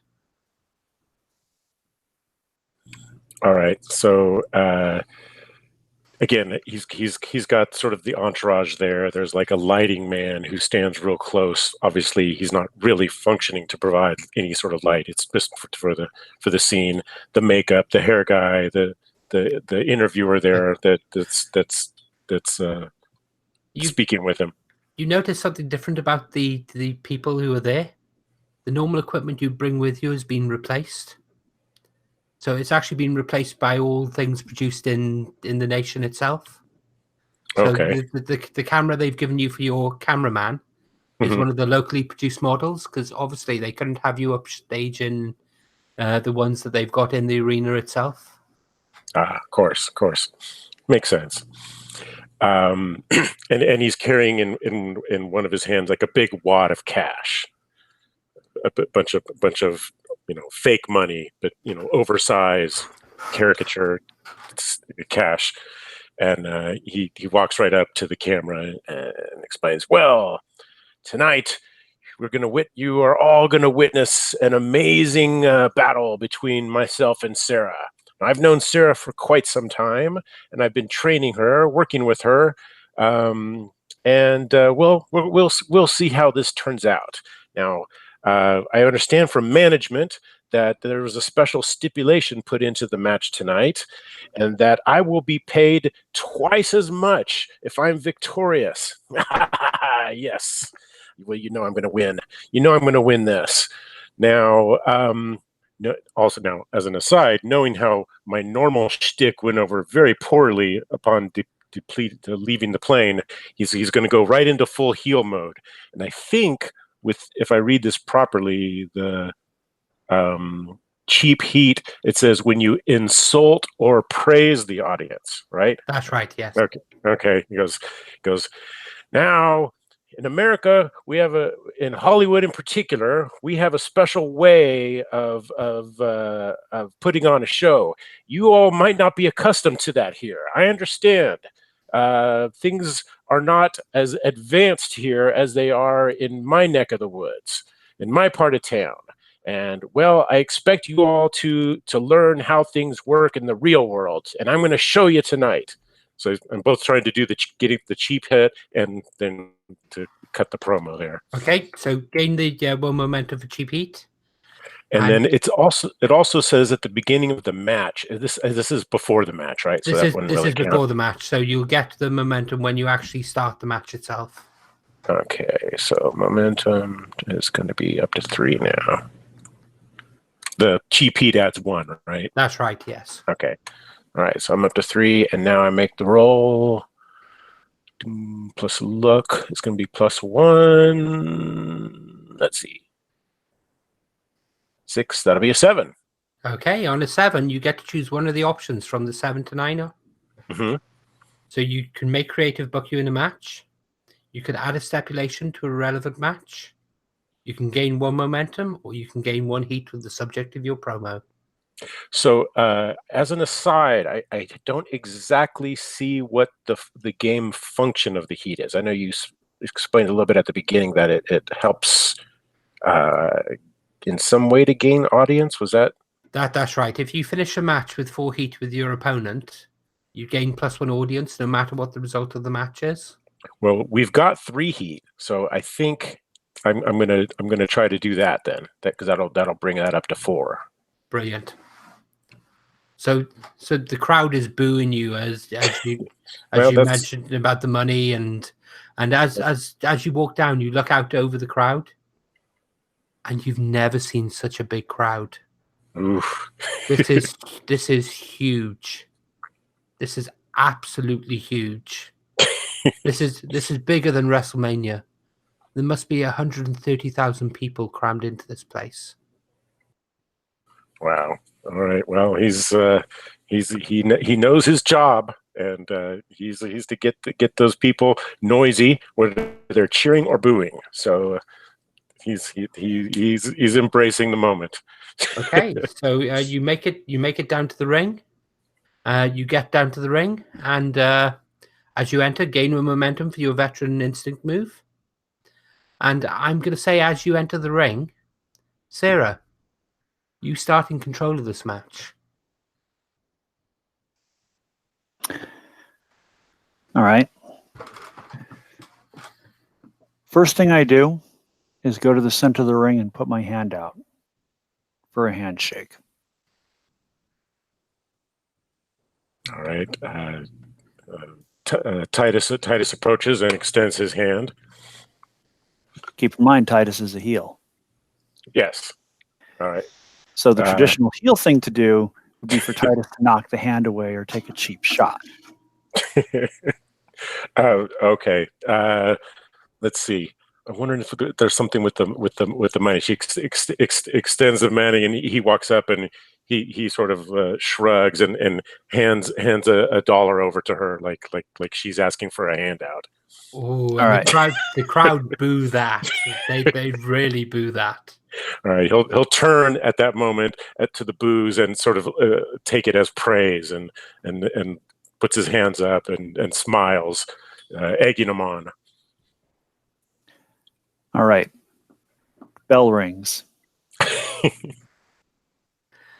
Okay. Sarah's annoyed, grabs him from behind, twists his arm up behind his back in a joint lock. Then, since she's behind him, uses her left foot to take out his left knee to put him down on his knees so that she can get a better position and angle, because he's a little bit taller and a little bit bigger, and well, he's throwing his money around. From there, Sarah switches up and puts him into a rear naked choke. Not a legit one, but one that looks legit enough, and starts trying to choke him out. Just as a quick way of showing, listen, I see what you're doing, but this is how this is going to go. Okay. So do you think this is actually a proper tactical move, or do you think you're actually doing this more for the show, more for the crowd, and more to actually show your character? This is more for character. In which No, case, this then, is. Beg pardon? Sorry, no, carry on. I didn't mean to interrupt you. That's okay. Now, since Titus is bigger, he's able to start struggling out, and he's reaching back, grabbing her arms, and forcing her arms apart. So he's breaking the hold using brute strength. Okay. Would you actually like to roll your wrestling move at this point? Sure. Could you roll plus luck then, please? Plus look or work. Plus luck, because you're doing this more as a character piece. Okay. To give your character over rather than an actual technical series of moves. Got it. And that is a 9. Okay, on a 9, you can either keep control of the match, or you can hand over control and gain a momentum. I'm going to hand over control and take a momentum. Okay. So Titus, you have control. How do you get out of this move? Do you power out? Or what do you do to transition to the next move? I think you're right. He's a much larger person than Sarah is. So yeah, he's able to force his way out through brute strength. At that point, he sort of pauses for a moment and sort of pushes his hair back into position, and he goes immediately following that, starts going back on the offense, not using any fancy holds or moves, but just sort of pushing and trying to gain sort of dominance in the ring, pushing her out off to the side and maybe back up against the ropes, just strutting, Okay. making a show of power. Okay, so are you doing this as a pure power thing to actually physically intimidate your opponent? And Yes. in which case, can you roll with plus power then, please? Let me see. Plus power. That's going to be -1. Okay. So click, reroll. 9 - 1 will be 8. Okay, so the same options to yourself. You can keep control of the match, or you can pass control over to Sarah and gain a momentum. Now, if I had a 10, because I could spend momentum to get that up to a 10. That's just trying right. to see what that's the not a feat of strength. I'm trying to see what move that actually is. What would happen on a 10 is Yeah. you could choose to either gain 2 momentum or gain 1 heat with your opponent and keep control of the match. Well, I would spin two momentum to just gain 2 momentum. So it's just sort of a knock. I don't see that really accomplishing anything. So yeah, I will go with the option of gaining 1 momentum and not maintaining control. Okay, so control passes to Sarah. So you're being pushed around the ring and battered around by this big bulking heel. How do you transition to the next move? I wait for him to extend his arms and open himself up. And I think the quickest way for me to reestablish control is to grab his hand and put him in a joint lock and start literally manipulating his hands and his fingers to cause him pain and basically put him down on the ground. So at this point, his arm is twisted. I've got control of his hand, and I'm basically leading him around the ring like his arm is a leash. And again, I'm not doing it to hurt. There's probably some discomfort associated with it, but it's certainly nothing abnormal or unusual for a wrestler. Okay. So that sounds pure work in this case. That sounds like traditional technical grappling. So can you roll a wrestling move plus work, please? So that is 6 plus work is 2, so that's 8 total. Okay, so again, you can keep control of the match, or you can pass off control and gain a momentum. Momentum and pass off control. Okay, So you've got your arm extended and twisted. How do you get out of this? What dastardly thing does your heel do to escape this lock? Unmute that. I think he plays up the, like, it looks like it's supposed to be hurting, and he sort of falls down to his knees for a moment and starts sort of like tapping, like, okay, I give up, and then she sort of just would release him at that point, and he stands back up and then tries to pounce on putting her in a headlock at that point. Well, at this point, with you actually tapping and pounding, it sounded like you're putting them over. Sure, okay. Would you like to use your move to actually put someone over? Yeah, that's I'm showing them my weakness, right? So I'm older guy. I'm not as fit as I maybe used to be. So yeah, let's try it. Let's see how that works. So I roll. Let's see, put over roll plus work. Okay. Bing, bing. Reroll. 9, 10. Okay, and what do you get on a 10 on put over? I think that's really cool, actually. We both gain +1 audience. Yes, the crowd's buying into this, and the Cool. crowd's buying into this, and you can see that they're starting to get excited, and that they're really actually getting into the young hero actually inflicting injury on you and inflicting damage on you, and you still have control. What do you do now to go from this? Yeah, so if we're playing that up and making her look strong, and then I'm hoping she relents. Like I'm saying, okay, that's enough. And when she does, that's when I pounce, and I'm going to try to. Again, I think it'd be work. I'm just trying to get her to do the headlock bit.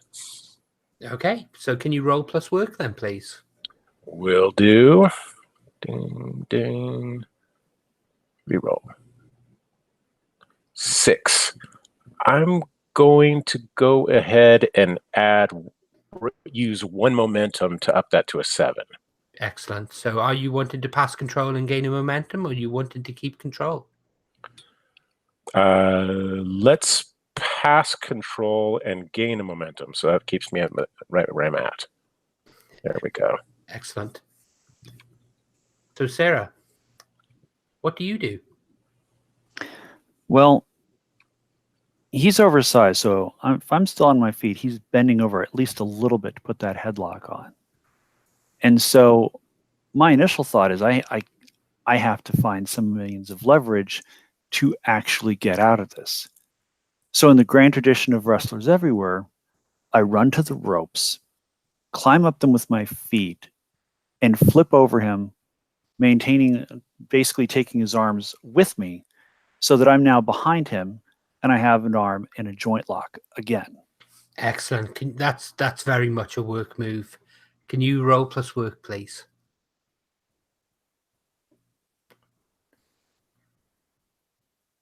That is a 10 plus work. That's another 2, so that's 12. Oh, excellent.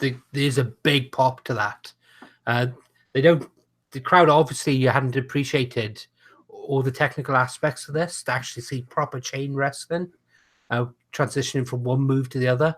And yeah, they're really buying into this. So would you like to gain +1 heat, or would you like to gain 2 momentum? I'm going to take the momentum. Okay. So you still have control. And at this point, I'm going to say you are actually booked to win this match. All right. I don't think they could actually get it past the state censors to have the American win in this instance. Especially not after that promo at the beginning. So, all right. Finishing move. In her case, it's got to be something very, very technical. And I think under the circumstances, considering that she already has arm control, her finishing move has to be an armbar. Excellent. And so she's going to use that arm control to push Titus down on the mat and then slap on the armbar and make it look like it's hurting a lot, like really cranking and torquing it. Not in a way that's going to actually hurt, but just it really, really looks extraordinarily painful. Excellent. Can you roll your finisher, please? And I believe you have excellence of execution that allows you to add 2 to this. I do indeed. Excellent. So can you roll 2d6 plus 2? Okay, that is, well, with the plus 2, that makes it 12. Oh, yes. The ref you're in that hold. It looks painful. It looks sharp. And you can see the people at the front are actually standing up, and they're clapping along. They're starting to clap on the barriers, and the ref comes in. Let me ask you a question before you do this. Okay. Is there anything that you might have coming up that I would need my momentum for, or is it just going to vanish at the end of the match? No, you keep it at the end of the match. And yes, there are other things at the end of the match. Okay. Then let's just go ahead and go ahead and let that play out, because I was thinking I could make this a mythic moment, but that 7 momentum might come in handy. We're not using mythic moments for this one off, unfortunately. Okay. Sorry, I should have made that clear at the start. Okay. Then let it go. Okay. Let's roll with it. Okay, so what do you get on a 10 plus on your finishing move? Oh, that's a heck of a good question. Give me one moment here. On a 10 plus, hit the finisher clean, gain 1 audience. Okay, so the ref comes in. Do you give up? Do you give up? He's looking at Tinsel. Looking at Tinseltown. Tinsel drags it out and doesn't give up, but screams and screams, really putting on a big show, waits for the loud booing, the sound of the crowd, and then eventually he submits. He says, "Yes, I give up. I give up." You tap, and the ref's up, and he rings the bell, and the crowd cheer.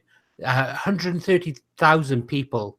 The noise is deafening as it fills the ring, and the lights go up. There's all sorts of flash photography amongst the state-sponsored support, state-sanctioned reporters at ringside.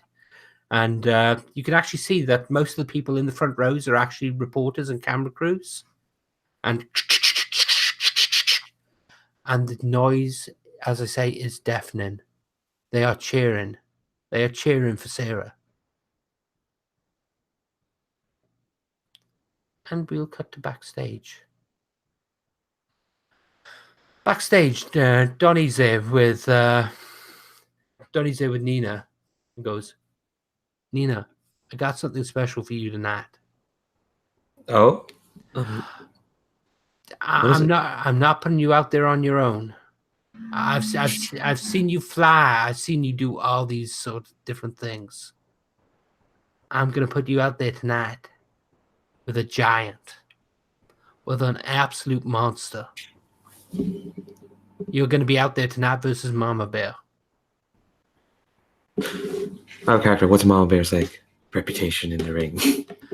She's a giant. She's an absolute monster. She tends to go. She tends to be. When you say her reputation, do you mean her reputation as a worker or a reputation as a character in the ring? I think I'm more concerned like with the worker. She's a good worker. She tends to concentrate more on her strength more than anything else. She's not a particularly good wrestler, but she's big and she's strong, and she plays that up.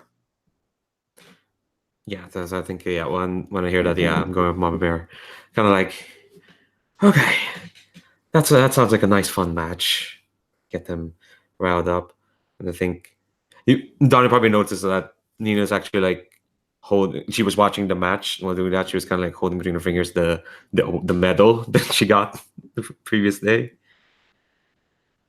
Okay, so I'll send Mama Bear out there. She's gonna go to the ring. She's gonna do a thing, and then I want you to come down there. They love you. Remember, they love you. You are the communist hero that they all have been told to support. State propaganda has been going nonstop since last night. Oh my God! Really? Yeah, you're big here. You are absolutely huge here. Okay. Okay. All right. I guess I'll better go not disappoint. I won't, Donnie. I won't. I promise. Okay. So Mumba Bear goes to the top of the ramp. She cuts a bit of a rambling promo. The crowd don't seem to be. They are awed by the size of her, but they don't really be grasping the words that she's saying. She goes, "Oh, how she will crush little people. How she is strong and you are weak. Oh, I am big and powerful, like my nation, like the good old U.S. of A." And the crowd boo her. You can tell she's done a heel turn for this match. I will crush communism like we will crush communism. Ah, come communist. I will show you what happens when the Imperial Bear comes for you. And she goes down to the ring. And you get a chance to cut a promo now. Okay. I think when Nina comes out, she's got like old school Soviet like Air Force like uniform, medals, including the medal that she just got pinned on. She like comes out like martial, almost like in a martial stance. Well, not martial arts, but like hands behind her back. She's got a hat. She kind of sees everyone, and then she picks up the mic and says, "I am Nina the Night Witch. I represent the fire and drive that drove Mother Russia to push out evil from its boundaries. And the lights flicker and go out. And then there's a buzzing. They flicker again and they come back. And while the power was cut, your mic was off. Oh, shit. And you can continue with your promo. It's not going to affect your promo. But there's been definitely a brownout while you've been doing this. So I think it comes back into the fire of Mother Russia that drove evil out of its boundaries. I represent that fire, the fire that tells you that you don't need you don't need all the strength of the world. All you need is heart, and with heart you can cut down any colossus like her, who represents America, represents capitalism, who thinks they control the world, but they do not control us." And can you roll plus luck for your promo, please? Gerwin, you know, with me in this game, the dice don't have. If it makes you feel any better, I was playing in Lowell's 10 session run. I played a character that was predominantly luck based, and I botched my first 3 promos in a row. Yeah.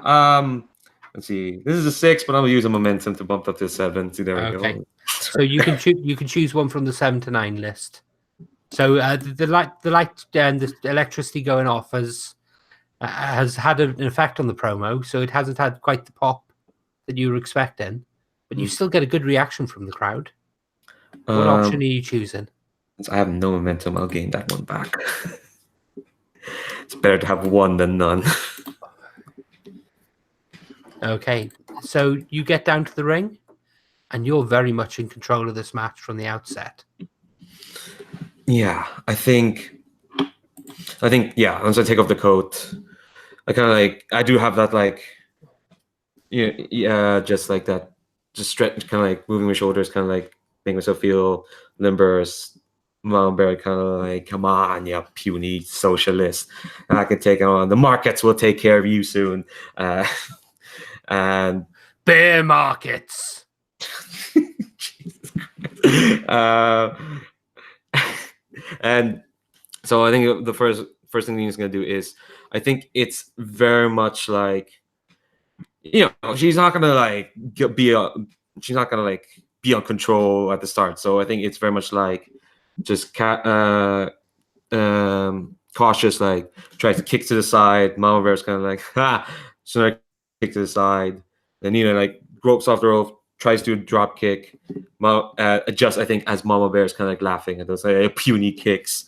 But yeah, off the rope, drop kick. I think that kind of catches her a bit.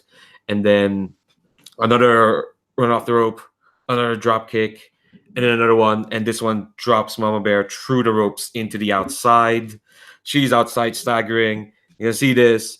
Nina's pumping up the crowd, runs back to the rope, and does like a beautiful tope off over the top rope. Oh, excellent. So that's most definitely a work move. Can you roll a wrestling move with work, please?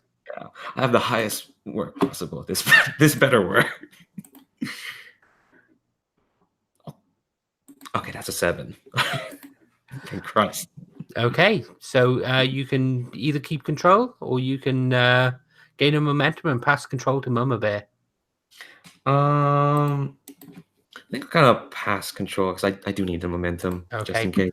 So Mama Bear gets hit hard and goes back into the actual railings. You come down and she's there. She shrugs. She stands up almost as if your blow did nothing to her, and she comes over to you. One big hand comes down and grabs you and lifts you almost effortlessly into the air, and she throws you back into the ring. She jumps up onto the ring ropes and steps over the top rope and into the ring with you. I will crush you. And she proceeds to just throw you left and right, back and forth around the ring. She throws you into the corner. She literally throws you over half the ring to the other side, and there's a big bang. And she goes up, and she actually gets up to the second rope. She stands there. Stands there as the boos of the crowd come forward, and she jumps and tries to do a big splash onto you on the ground. Ooh. And you see as she comes down, she misses, and there's a crack noise as she catches her head to blow on the floor. Ooh. And you have control. Okay. I think I've rolled close enough, kind of like to her, and I think what the camera sees is like I'm kind of like, I'm still kind of dizzy from the attack she had, but so I kind of roll near her and kind of like, you okay? And she doesn't answer you. Her eyes are. She's brained herself.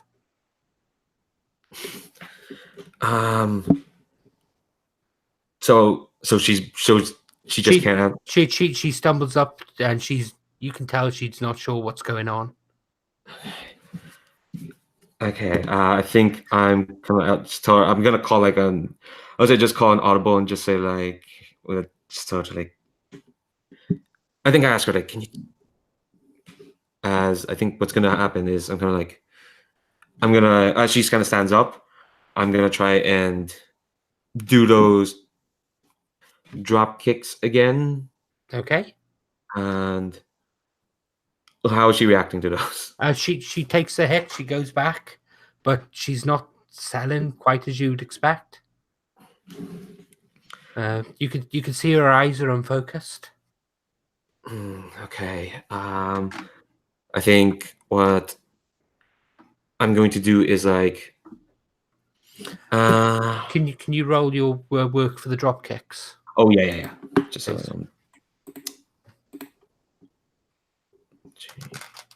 that's work, right? That's right. Yes. That's an 8. Okay. So would you like to keep control, or would you like to pass control to her and to gain a momentum? As much as I know, just in case. Yeah, I want to keep collecting momentum. Okay. You drop kick her into the ropes, and she goes down and down on them, and you see that her knee goes down, and she uses the ropes to pull herself up. And as she comes in, she reaches out for you, and rather than actually grab you, she smacks you hard against. This blow wasn't pulled. She's misjudged distance, and this is stiff. Not stiff enough for you to actually gain an injury or anything, but she's not at the top of her game. She roars and comes at you, and she picks you up. Oh, going up. Time for the big move. And she puts both hands around your neck, and she lifts you up into the air. And you can see her eyes. She stumbles. Her eyes roll back in her head. And the ref is looking at you, and you can see he's making the move to wrap it up. And you are booked to win. Okay. Do I take control now, or You take control, yes. okay? So I think what I'm gonna do is I'm gonna whisper to her like, "All right, I'm going to the finish." And what Nina's doing is she's maneuvering it so it looks like Mama Bear's gonna power bomb her, but her legs stick on around Mama Bear's head. And so it's like, yeah, so Nina's kind of dangling there. So Mama Bear kind of like tries to like grab her and lift her up again. But next time she tries it again, Nina manages to manage to Hurricanrana Mama Bear into like a turnbuckle. And Mama Bear's gonna like smash chest first into turnbuckle and kind of like fall to the ground. And I think, yeah, Nina's gonna try and do her. Unless you want to make me roll for the entire sequence. Or, No, I'd like you to just go straight to your finish at this point. yeah. I think So what is your finisher move? Oh, it's so smarky and flashy. It's a Phoenix Flash. Excellent. Because of course it is. She's a young wrestler in 2019. Of course she wants to do the flashy stuff. Excellent. So can you roll your finisher, please? All right. Thankfully, I'm stocked up on that momentum. And I need it because I rolled a 5. Unless, do we have announcers who can put over this stuff? I would say yes. In fact, Puckett, do you want to be the Absolutely. announcer? Would you like to put Nina over? I can't believe it. She's going to do the Phoenix Splash on Mama Bear. This is incredible. Nice. I think I'm going to spend all that momentum to bump that from, I guess I went from a 5 to a 7, right? That's right, yes. Well, if you spend the momentum to get up to a 7, that'll then put it up to a 10. All right. So either way, yeah. So either way, I just need to spend my momentum to get a 10, which I will do. Okay. So you hit the 10. What is the 10 on your finish? It's fairly simple. I just get a plus. I hit my finisher clean and I get a +1 audience. Excellent. So you get the win, and they have to send. You can see that the ref is actually making the cross sign to indicate a legit injury, and you can see people run down to the ring with a stretcher, and the crowd's loving this. They're loving the fact that you physically hurt her. In fact, you can see a little bit of that hatred that they've had of the Americans for all these years coming out. And as she's going up, the people along the aisles are screaming abuse at her as she actually goes back. It gets taken back behind the ring and back behind the curtain. Yeah. At which point there's the national anthem of Gauntletia hits, and you see the entire stadium stand up. Citizens of Gauntletia,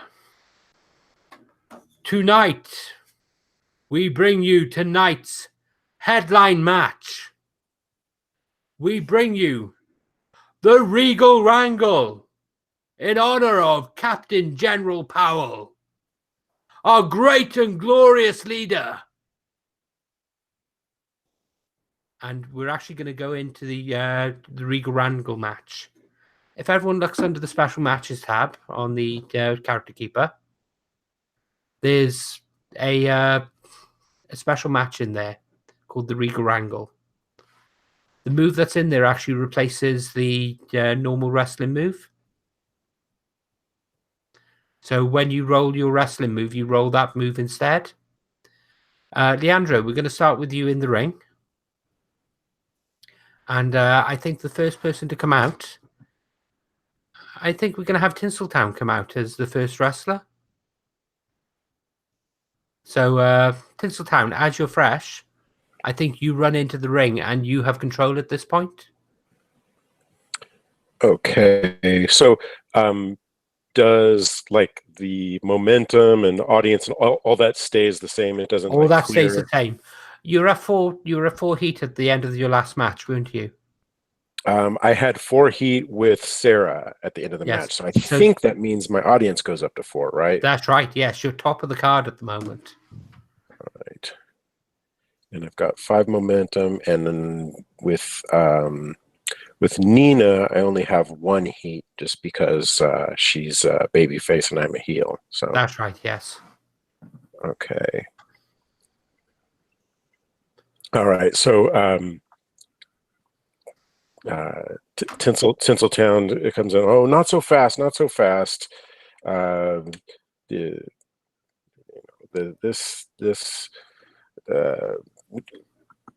Oh wait, no, we're not doing. We're just going right into the match. Is that how? That's right. Yes. We're Oh, going okay. straight.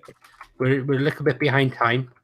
Okay. I've run into the same problem that Tyler actually runs into, which the on the road stuff. Too much Yeah, I didn't experience. take into account that. So, Okay, so after the handshake in the center, Tinseltown sort of shakes the hand and then sort of flings him aside and starts doing that. I'm not sure what the term is, but where they sort of run and bounce off the ropes and then sort of come back with the clothesline, and attempts to sort of puts the arm out, stiff arm, and tries to clothesline Nina there. excellent. So can you roll the Regal Wrangle move?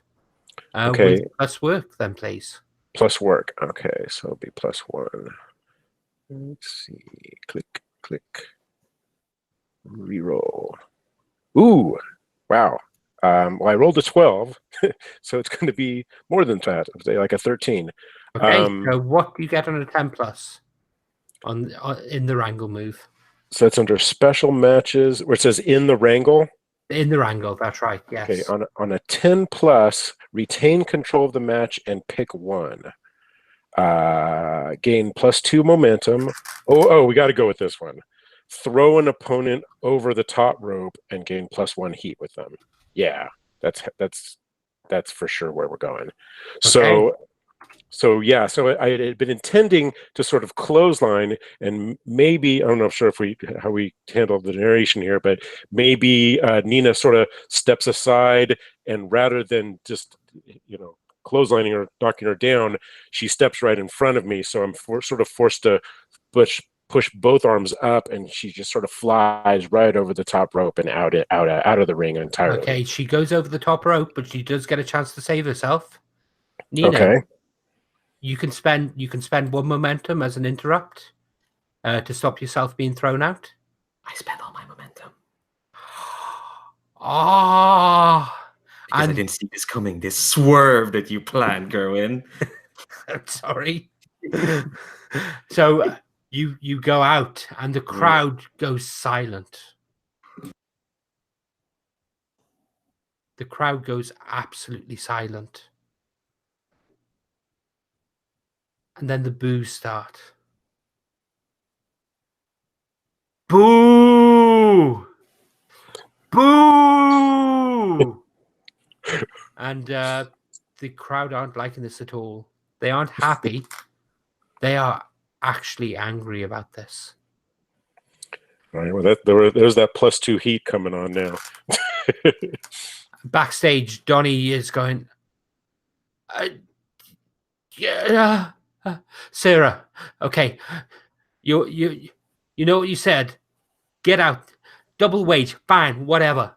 Get out there, get out there, and stop this turning into an absolute calamity, please.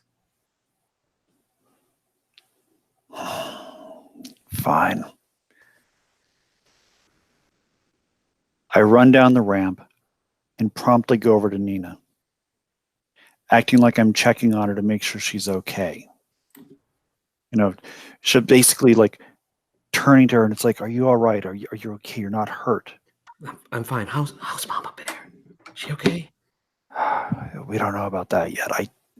Look. This has become an absolute shit show. We can't get you back in the match. Sorry, you're gonna have to win the match then. Tell Donnie it's you. You saw how they reacted to you in the first match. I know. And I'm going to try to play that up. So let me help you up. Act like you're injured. Okay? Limp. What we're going to do is we're going to walk you to the back. And I'm going to pass you off to a couple of people. I'm going to turn around and I'm going to stare Tinseltown down. Then I'm going to go in there and I'm going to see if I can salvage this. So, we got to kind of play up the whole buddy thing. See if we can get a little rub from that. So like they're a little bit on my side because I'm helping you. You know what I mean? Yeah. So let's try that. So help her up. She's limping as we walk back up the ramp.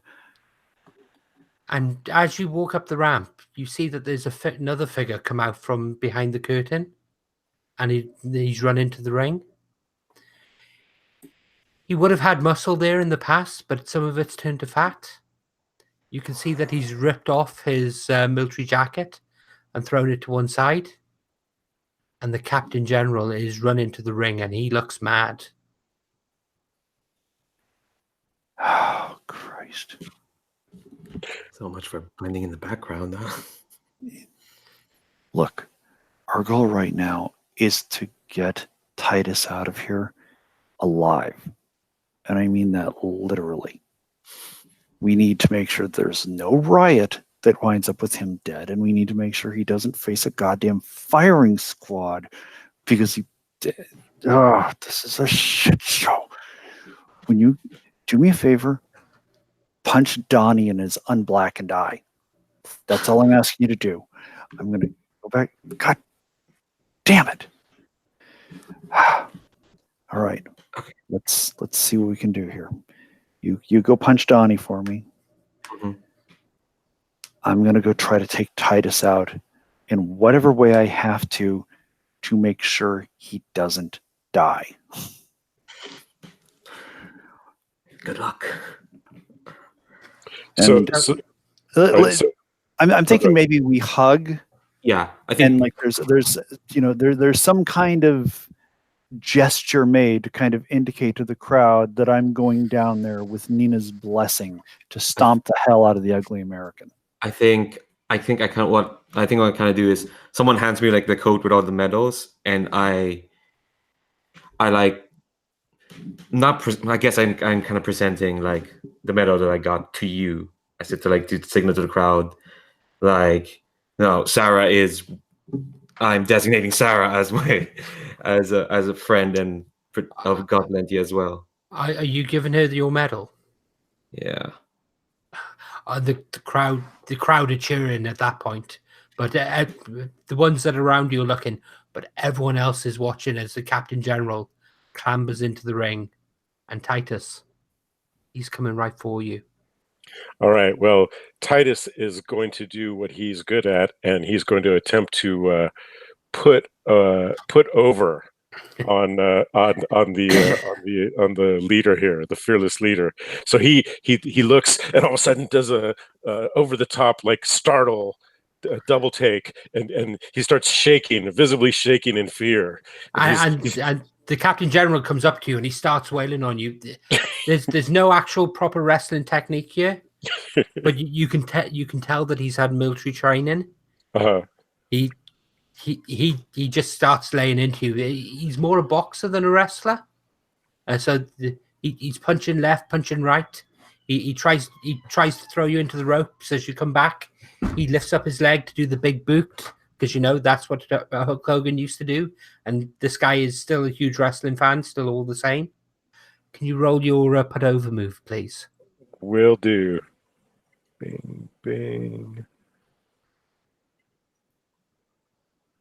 7, 8. Just trying to see if I need to go up. I think I need to go. Well, actually, my audience is at 4, so I think I'm going to go with the 8 for that, because on a 7 to 9, one of you gains +1 audience, and the other one loses, and the opponent gets to choose. Okay, the Captain General, the crowd are eating this up. The real hero of Gauntletia, the glorious leader, is in there fighting the American scum that has done this to a communist hero, and he's laying into you left and right, and he's not stopping. He isn't stopping. He's hitting you hard and hard, and unless someone does something, he is going to injure you.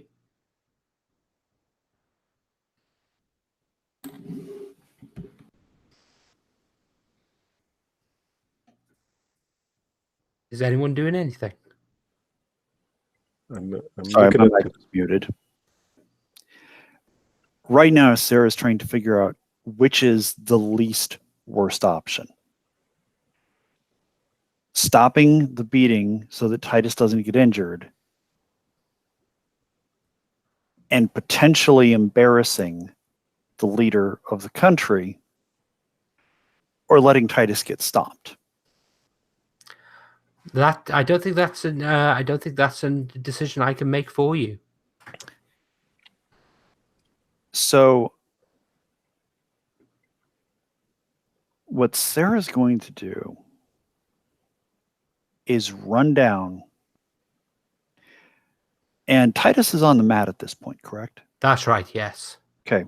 And the leader's just putting the boot to him? He's just putting the boot in, and he's come down. He's basically sitting over his chest, and you know those MMA fights you see where it just ends up with one person physically dominating on top, Ground and pound? just laying in blow after blow after blow.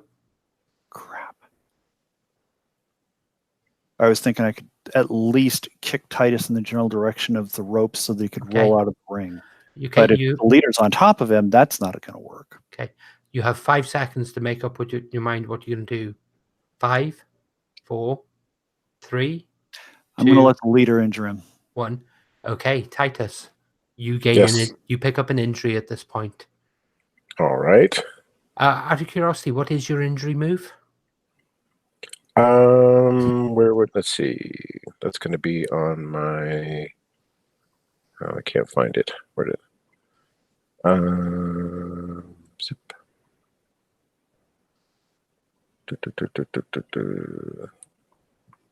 All right. That's on the playbook thing, right? It should be on the playbook, yes. Yeah. Unfortunately, let me get that for you. 2 seconds. When injured, you can pull out of any match you're booked in without repercussions, but you gain +1 momentum if you don't. Okay, so I can get out of the match? That's right, yes. Or stay in and gain momentum? That's right, yes. Well, what I was going to do, I guess I mean there's a heal move that says when I do something underhanded to get what I want, I spin 2 momentum and pick one of the following, and one of those is get out of a match you've been booked in. Okay. So could that also get me out of the match? It could, yes. What are you doing that's underhanded? So yeah, what I was going to say is when I don't know, this might be rewinding a bit, but when he like sort of gets me down and it looks like he's going to try to hurt me, I would like, fake like an injury, like oh hold on, please, just to get him to pause, and then I'm acting like I'm going to need to I've pulled a muscle, I've strained my back. Hold on. I think we're going to have to postpone this. I can't go on. I can't fight. I can't keep up with this. The fight has to be stopped. So basically, the ref rings the bell. He's feigning an injury to get out of the fight. He's making the X sign, and okay. the Captain General gets up. He goes over to the edge of the ring, and he shouts to one of the guards, actually, in the front rail. who takes his pistol out and throws it to the Captain General. I run to the back to get Nina and say, listen, he is going to fucking die if you don't get out there and say that obviously he's too weak to be worth the bullet. I'm sorry. That he's so wretched and pathetic that putting a bullet in him would only dignify his life. You have to basically trash talk him so viciously and ferociously. Sarah, You're not talking about mercy. No, Sarah, I love you, but I know the whole communist script. I prepared for this. I'm going to go now. Okay, because if you don't, he's dead. I'm going. Not metaphorically, literally dead. Yeah, I'm putting on my coat, I'm running out, and I'm still selling the injury. So do you go to the top of the ramp where the mic is? Yeah, and not exactly sure how to phrase it, so I'll just like kind of say it in the third person, if that's okay. Okay. Yeah, I think very much Nina calls out to the commander and says that yeah, said basically everything that Sarah said. sorry. Okay. Bit tired, but like yeah, Okay. no, yeah, that's Okay, on the road move, there's a move called Deal With It.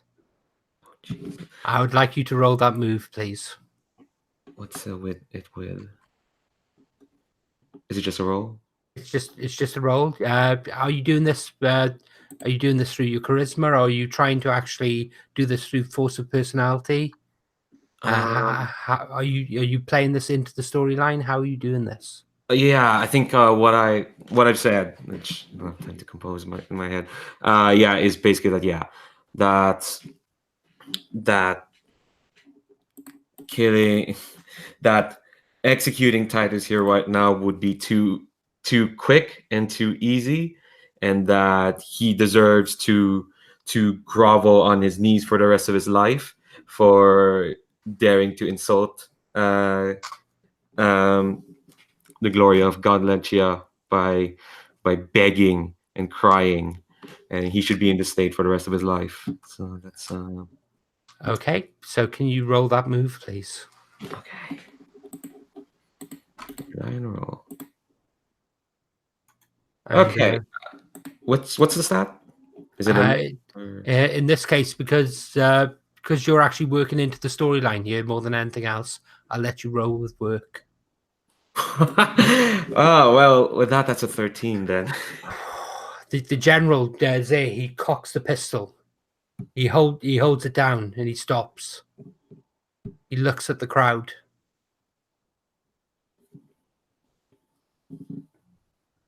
And he puts it. He throws the gun back to his guard.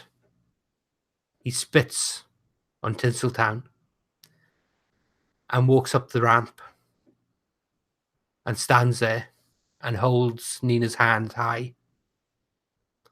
You speak true, comrade. It is enough to know that we have beaten them. And I think we're going to end with that image of you standing at the top of the ramp with Titus in the ring. All the other Gauntlet wrestlers are coming down to basically get him out of there. And that they're going through the back route so they don't take him up the ramp. And I think we call that the end of the show because we have gone over by 9 minutes. And that's Parade of Heroes. I'm so sweaty right now. I was we're still recording. And I think we'll end the broadcast there. There's a dramatic ending.